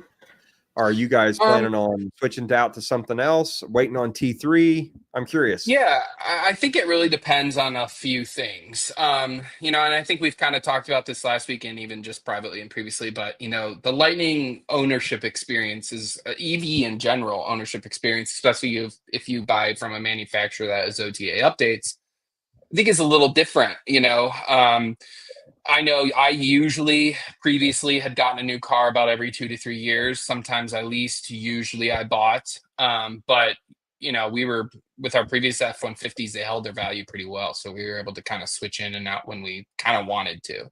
And of course, with COVID, the market was crazy for a little bit. So you could buy anything and switch it out for nothing. But obviously things have changed. The market's different. We're in a different spot. We've got a lot of negative equity in both trucks. We did buy both of them because there wasn't really even a leasing option available at that Boy, time. don't I know that. I'm upside down 28,000 in that truck I just sold. Oh man. Yeah. We're about 20 in both each. So and I sold it and lost it. I actually materialized that. I still have 28,000 owed that I just rolled into other things that I got to figure out, Yep. And so I think that combined with the OTA updates, combined with the fact that we love our trucks. We haven't, knock on wood, had literally any issues with them in 45,000 plus miles. I think we're just going to kind of stick to what we've got right now. Maybe we'll see what Ford does with the 25 Lightning. And if we could kind of figure out maybe because I could jump into a lease easy nowadays. I don't need, 10,000, even 12, 15 is plenty for me a year. So if we could do that and it made sense financially, we could kind of eventually kind of get rid of some of that negative equity with, lower payments. It might make sense, but it's tough, I probably wouldn't jump to a 25 unless there was a really big reason to, such as like Ford Digital Experience, if they updated, put Android Automotive in the Lightning, I could see maybe us jumping, maybe an updated or refreshed interior or even exterior. But I got to be honest, I don't see those things coming. Not this year. Chris, what about you? I'm curious because I know we've talked quite a bit about where you're at with your truck. You'd really love to have an extended range, but what's your long-term plans here? Yeah, I've gone through a whole series of emotional roller coasters with mine. I mean, I was at one point I Yeah. was ready to trade that thing in for a Honda Prologue, and I was just gonna be like, dude, I'm gonna suck it up for a couple years on a Prologue lease or something. And I was really close, honestly, to I was in a bad place after the last event. Yeah, Um, glad we got you through that. Yeah, Mhm. and shout out Michael real quick. He had a rodent chew through his wire harness, which I got lucky and mine wasn't a rodent based problem with my low voltage harness, but I've had Yeah, my volts. those soy-based wires are a pain in the butt. Yeah, why they did that, I'll never know. I've seen that, And it's when I not was just researching Ford, that's mine. every manufacturer. Oh, is it? Yeah, and Yeah. so I've had I've had my harness replaced twice and my fuse box replaced, and Martin knows all the ins and outs of that, and so when that finally got figured out, I think it did finally reassure me, because I just couldn't figure out why does this keep happening. I've had my 12-volt replaced, 2 wire harnesses replaced, the junction box Yeah. replaced. I think And you had a so, root cause that was never being addressed fully, yep. and it kept causing outside issues. You never really got to the reason why everything else kept messing up. Yeah, that's what I think too, and so I think I'm reassured by that. And Ford, to their credit, and Jace, you know this, man, that Ford group is really great with their EV community, and they extended my warranty from 3 years, 36, and I'm coming up on 3 years in a few months here. They extended it to 6 years, 70,000. So like I feel like I'm in a good place, and I got my truck in the height of COVID there when the inventories were low, so I traded in my Honda Odyssey minivan for like 20 grand. And then I had another $10,000. I'm not, again, Ben Westby is always the greatest example of a guy. He ended up coming out with like $12,000 on his, but so mine wasn't that low, but yeah, I only walked out at $40,000 on mine. So by the time, by the time I got my trade in and my $10,000 between federal and state incentives in California, and then it just, so I'm not upside down on mine. I could sell mine for a couple thousand more than I owe. And I did look into like the flash and Must these be kind of nice. things. Yeah, I got really lucky with everything, right? Don't have Blue Cruise, but he's got equity. Yes. So I'm in Well, I I'm think in a you're in a good spot. I really do, especially with your Yeah. warranty extending. I wanted to bring up something that I've learned this week. When I first started building, you guys know I build these rebuilt title trucks, so warranty is not even a thing I've ever been around in my whole life. Yeah. None of these trucks have warranty, but I tried to go through about 4 or 5 different warranty companies that would provide rebuilt title warranties, and that's kind of common. You hear that a lot, but something that would cover some battery, and there was nobody doing it. I had a guy message me on Facebook this week, and we were talking about warranty, and he actually found a warranty company called CNA Warranty, and they do cover high voltage battery. And I've not seen that out of any warranty company, Endurance or any of the big ones, to actually state they're going to cover your high voltage battery. And there's levels. So if you guys are looking for a warranty past the 100,000 miles on your truck, you might check with CNA and see if they have something that might, if you want to drive it longer, if you're just trying to drive the equity out of it. That's kind of the reason why I brought this up is, once you get past that 100,000 mile mark, it's going to be difficult to keep that warranty and feel like, oh, where am I at? What's this truck going to actually last? So, and I feel like mine's and another reason I brought it up is it's kind of hot off the press news. So everybody have seen the 23 that we built on the channel, the one that needed a frame and we pulled the battery out, all this. I had my brother-in-law bought my 22 back at Thanksgiving, and he contacted me today, and now he's spreading the word about Lightnings in Austin, Texas. And he's got a guy wanting to buy my 23. And so we may sell it. And I hate that because it's the truck that kind of started us on YouTube, but it leaves me in a spot. I have to have a truck. This is what we do. Jace, you know that. You guys have to have a truck. And I don't know what to do because I tow so much. So last week we hit on range extenders, and I even had another conversation today with Patrick, my buddy in Florida, about range extenders, and we're getting really close to proving the concept out on a generator in the bed connected to the inverter side of the truck. We're getting really close to doing that.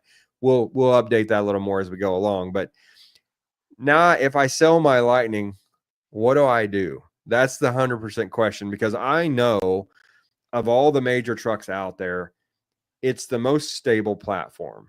It got the best charge curve that's flat, pretty consistent, like we talked about. I think they have less problems. Even if you start looking at Consumer Reports, they have less problems than some of the others. But it's so difficult not to keep looking at that Silverado. And I'm a Ford guy. I've been a Ford guy my whole life. I'd rather own a Ford than a bad Ford than a good Chevy almost. But Sure. if there is such a thing, but I come across several, and they're starting to become on Copart. So I'm going to give all the viewers who kind of follow my channel some of the things that we're looking at right now. And here's a truck that I just found, and I don't know if I've shared with you guys. 24 Denali. It's a GMC, and this thing is going to have a 500-mile range combined a little bit city highway, probably a good 450, 460, which for me means a 200+ mile range towing what I tow. And the GMC is so nice, man. And like I was talking to Patrick about this truck tonight because he has a 4WT work truck, a 24 model, and has had tons of issues with that Chevrolet. Tons of issues. Hood not closing, weather stripping falling off, tie contactors for the 800, 400 volt system is welded together and they had to replace it. But he was talking to me a little bit. He knows a lot about these. This is a different truck. It's not just a RST rebranded. They share some common components, but like if you go in and look inside the truck, inside there on the screen, tell me what that screen reminds you of.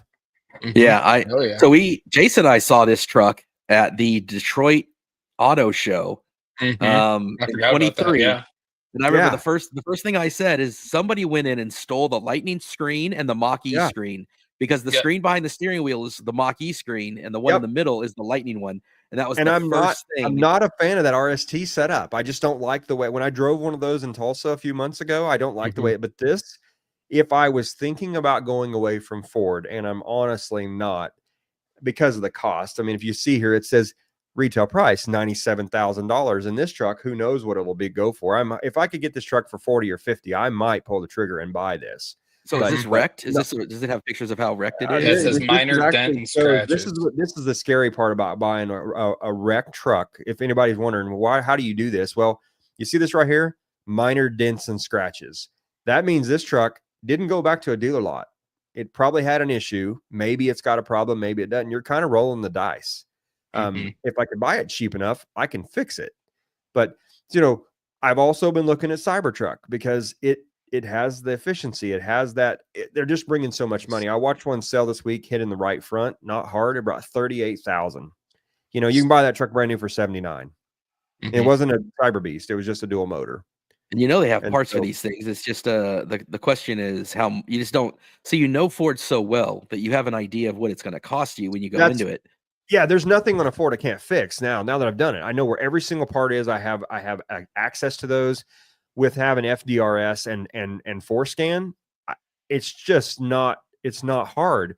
I've been working on these 3 Teslas that we're building on the channel right now for about a month, and it's been a learning curve on everything. Once you learn it, it's actually probably a little easier to do. The software side, again, even repairing a Tesla is easier than a Ford. But the reason I asked you guys that is, would you change anything about your truck? And I would change range. I want to be able to go further. That Denali will put the same amount of miles back in the truck that my Lightning will in half the time. Yeah, I think for me, that's big. I mean, I would change range. Obviously, I'd love to have the extended range, and I would love to have Blue Cruise. But when I looked at that option with the Flash, it would reset my payments essentially. And so I'm like, I'd rather just keep paying mine off. I'm going to just suck it up until the next gen comes out and see what that looks like. My wife's car is the next priority for us in terms of going EV, but I'm not towing. It's not any, so for me, it's less of a priority. It's like one of those nice to have versus, need to have moments for me. And for you, that's a different equation altogether, man, because you're doing these things differently, and you're in the cold, and you're, towing hot tubs and trucks and cars. Oh yeah. And Jace, you're doing it for work, for working. Yeah, so for us, I mean, I think range is kind of lower on the totem pole, to be honest, for the most part. We do tow our boat, but again, Lake Erie's 12 miles away. We have another lake that we go to that's like 30 miles away, but again, it's nothing. I mean, we could even 100 is minimum range. even for a standard range. Yeah, and the boat's super aerodynamic, and I mean, it's a 3,800 pound boat. It's just not.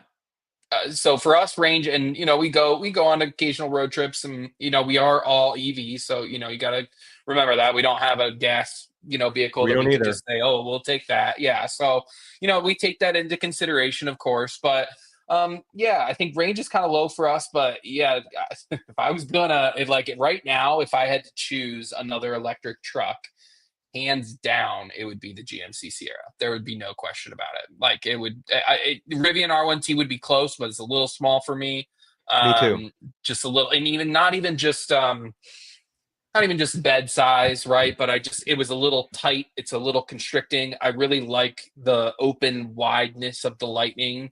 Yeah. That's why I I love said it. Cybertruck, because the Rivian is just a little small. I know the Cybertruck, a lot of guys hate it. It has that love-hate relationship anywhere you go. Yeah, But I'm as a not truck, personally with our business, especially. I'm not willing to put ourselves out sacrifice. there like that. Yeah, you don't want to pull up and they tell you to get off your property because you got this tree hugging Californian, come poke Chris here a little bit. This Yeah, and Cybertruck. Elon's controversial, I mean, just in general, we see a lot of that here. So for us, I mean, we go to a lot of jobs and people don't even know that our truck's electric until we pop the frunk and they're like, whoa, I mean, so Yeah. but yeah, if I was gonna change, it would be that. But to be honest, yeah, I just, I don't really see anything that $97,000 like worth. pulls me. Yeah, like it just, I don't know. I'd rather just keep what we've got now. And I think there's not even just Ford, but there's going to be some really great things. Like if I could choose someone other than Ford that like I would probably buy right now, and it kind of goes against everything that I believe in, such as like a dealer network and serve. Yeah, Like me I too. enjoy having the service network and all of those things, but it would probably be Scout. I'm I was, really, I was really gonna say impressed. Scout. We have a Really, really pre-order in for impressed. one. That's probably my wife's next car, to be honest. She likes the Mach-E, but she has had two, a 19 and a 20 Ford Ranger. And if the Mhm. Ford Ranger was a hybrid or a full electric right now, that's what she'd be in. And so we actually ordered the truck Scout in the full battery version. I don't want the range extender for her because she doesn't drive long Yeah. distances.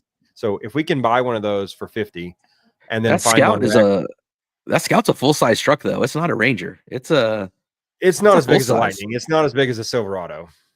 Yeah, I It's don't think pretty it's quite as close. big, but it's close. But Yeah. it's bigger than a Yeah. Ranger. You're right. It's probably more. It's definitely bigger than a Rivian and bigger than a Ranger. I agree. Yeah. I guess they were surprised though. I think the Scout, I don't know the names, the Terra and what's the SUV version. They thought initially it looked like that was bigger than the R1T, but they included the spare tire in that length measurement, and it was like another They're foot, pretty close. foot and a half. So it's actually a little bit shorter without the spare tire than the R1T, which I thought was interesting. I kind Yeah. of figured it was going to be bigger, but it ain't. The I don't Lightning is think just that's such gonna be in the a running for me because I want a bigger truck. In fact, there's that rumor. I know that TFL guys have put out that video a while back where they're working on the Super Duty. And the rumor is it's got a 5-liter with a generator and it'll be rated for big, heavy towing. As much as I love full EV, if they had that, I'd probably buy that right now because I need enough battery to get me around every day. But on long trips, I really want. And you guys heard the rumor, or not the rumor, the confirmation that they canceled the big battery rev. Yep. It's not going to Yeah. happen now. Yes. So I had that reservation in because that's what I wanted, Mhm. and I don't really want to buy a Dodge over a Silverado, but Yeah, I had agree. that reservation because it really intrigues me to be able to actually truly 500 miles because I think they had said 230 some kilowatts was the rumor. It's a But But lot of battery. it makes sense though because there's nothing like what they're gonna. I can't. We don't need it. Yeah, you've got the Silverado, you got the GMC, you've got the what am I Yeah. missing? There's Silverado, GMC, But the Ram Charger, Silverado, Yeah.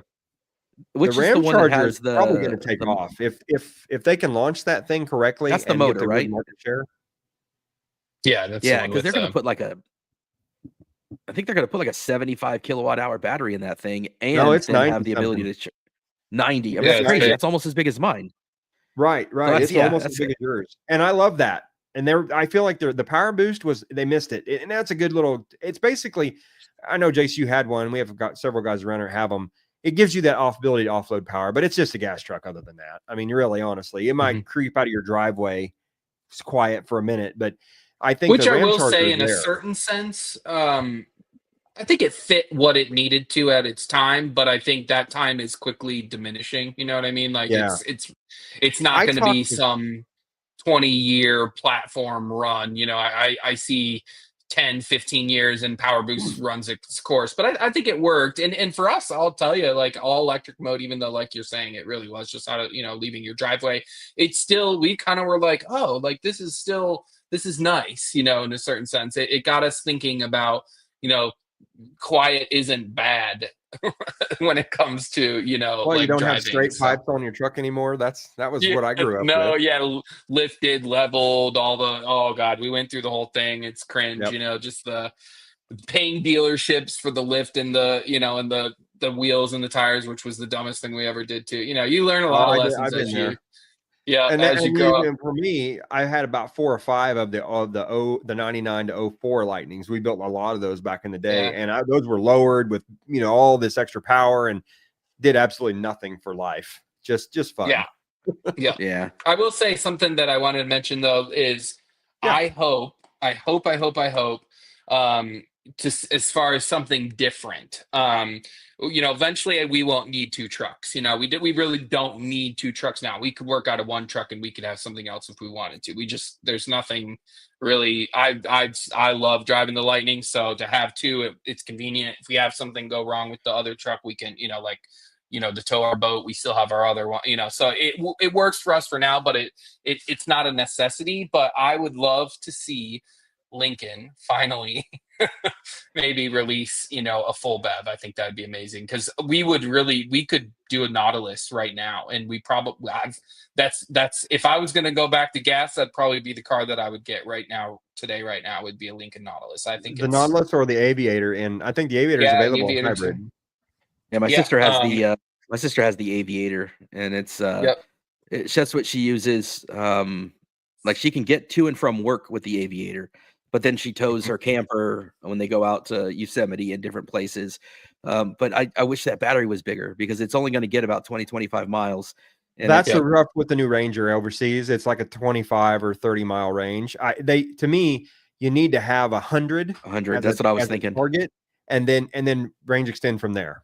Yep. Yeah. Yep. Yeah, and I think there's, BYD has the Shark, and then Yep. you've got Scout. I think there was an interview with Scout where they said they got more orders for the range extender model.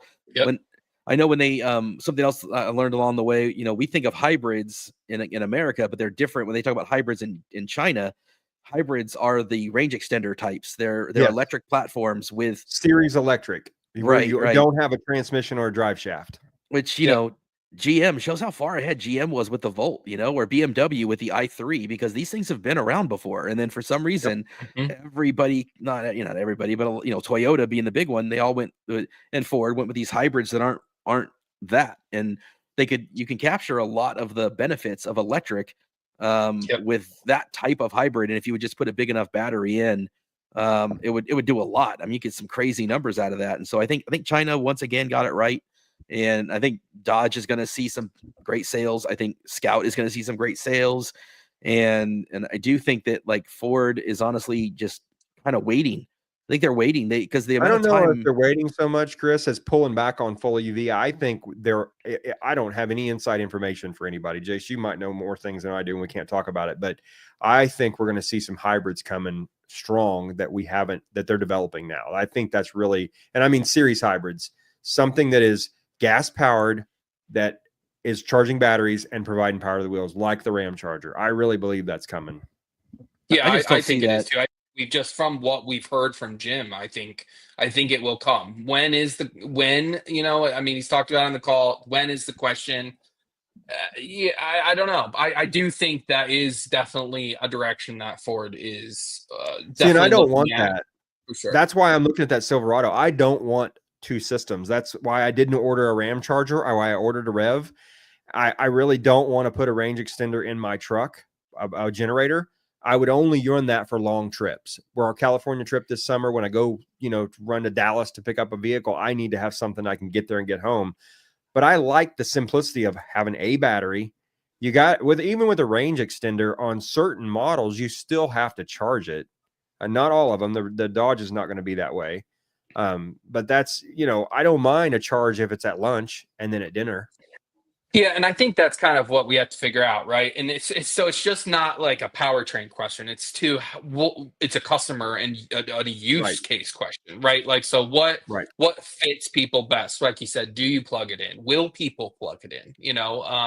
If it has the And where to capability of plugging in, will they? It's going to be fascinating to see where it kind of all leads, because there's a lot Because of the different efficiency is not mentalities that on much it. better. And if you don't plug Yeah. the Volt, I have a guy at work that drives a Volt. He said if he doesn't plug it in, it doesn't really help him that much over just a Honda Accord. is that because it won't charge the battery? No, it will. What I'm saying is the gas mileage when it's on gas engine is no better than a good Honda Accord now that's 35 to 40 miles a gallon. You can buy a new Volkswagen Passat that gets 44, and it's a gas car. Yeah. So it's hard to go from a 44 mile a gallon to a 70, and then you have to plug it in. Right. I don't see Ford doing much until 2027. Because they would have to The change latest production platform lines. I think was technically for the new platform 20 or F-150. I think was 27 or 28. So yeah, don't blink. I mean, really, That's gonna be here before probably. we know it, guys. Yeah, it is. I know Yeah. it is kind of. You remember? Oh shit! It is 2025. But I mean, I Right. think we just have to. Yeah, I think we just kind of have to see, and I think everybody's kind of in a wait and see too. With the new administration, obviously EVs have become so political too, which is ridiculous. But I hate this. I wish they do away with the mandate, and it sounds like it might happen. Just let it happen naturally. Whatever is a better car will sell. And I think the sales of the Lightning and the Mach-E are showing. The Mach-E's a little more popular. The Lightning's not as popular as the F-150, and there's a reason for that. For me, I've bought into it. I love the power, the quiet, the comfort. But if you're driving 200 miles a day, or you're always towing your boat 3 hours away, you're probably, if you've been in an EcoBoost or a Silverado or even a Hemi, you're not going to like driving the Lightning having to tow, especially if your lifestyle, like you said earlier, it's a mindset change, it's a habit thing. You have to be able to wrap your head around that. So anyway, I think that's a good point. That's kind of what I wanted to know, what you guys' thoughts were on where we're headed next. Yeah, I look at my calendar and I'm like, well, I got a 6-year warranty. 6 years after 22 is going to be 28. So, you know what I mean? Like, why would I want to go beyond that? T3 market adjustment prices, and then it should come down where Chris might think about going. Yeah, and I do think T3 is initially going to be, like it always is, marked up, and I do think it is going to be like that Ranger size deal, and then they'll learn from that. And I'm really curious to see. They said full size. They've said full size since day one. Yeah, including Jim. Okay, but you don't think the first one out? You don't think the first one out is going to be? No, okay. From what Ford said, it's full size, 100%. But now, could that change? Absolutely. Sure. I mean, T3 was done. I mean, T3 was ready to go, and they showed it. It was like a Raptor look. It was under a sheet, but it was a full size Raptor body. Now that we've seen that big battery, big EVs are not as profitable, maybe that'll change. Or maybe the Skunk Works mid-size / small pickup gets released before T3 now. I guess that's what I was thinking. Really I was thinking that mid-size one was going to get released first, and then you would see the big one. It very well could, but remember, we're waiting on plants here, so that's a whole nother, and battery plants too, not just manufacturing plants, but the actual where they're going to make the batteries too. So what time do those plants get done? What's the timing on all those when they get everything up and running? Test calendar. Alan is a good resource. To always talk to him, because he kind of has a little bit of insider knowledge on the parts and the supplier. I mean, it takes a lot of time to get those parts and that supplier, network up. So there's always little leakings, and stuff that come out there. And he's kind of heard maybe some rumblings of parts starting to kind of roll in. So for T3, I hope that there's battery tech happening with T3 too that we don't know about. I know that Monroe went over that new polymer pack. Solid state's making leaps and bounds right now. I'm hoping we see some of that. Honestly, we saw Ford extend that deal with Solid Power and the other ones that they're still working. I haven't heard of any deals that are off the table, so to speak. So I think that's Well, good news. We've talked here for 2 hours about range and driving and all that. Yeah. And really all I think most of us want, our 320 miles is fine if you pull in and it's 10-minute charge. If we could get to that, none of this really matters what we talk about, because you just pull in, fill it up, and keep moving. So anyhow, well, guys, we're approaching 2 hours. This has been a lot of content tonight. Really good topics. Awesome. I love it.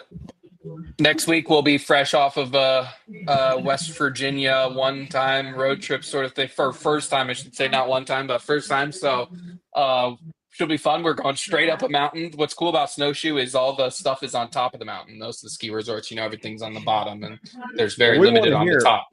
We want to hear next week how the lightning did in the snow, how the navigation was. Let's get into some of those guts of your trip and figure out what struggles did you have. So I can't wait.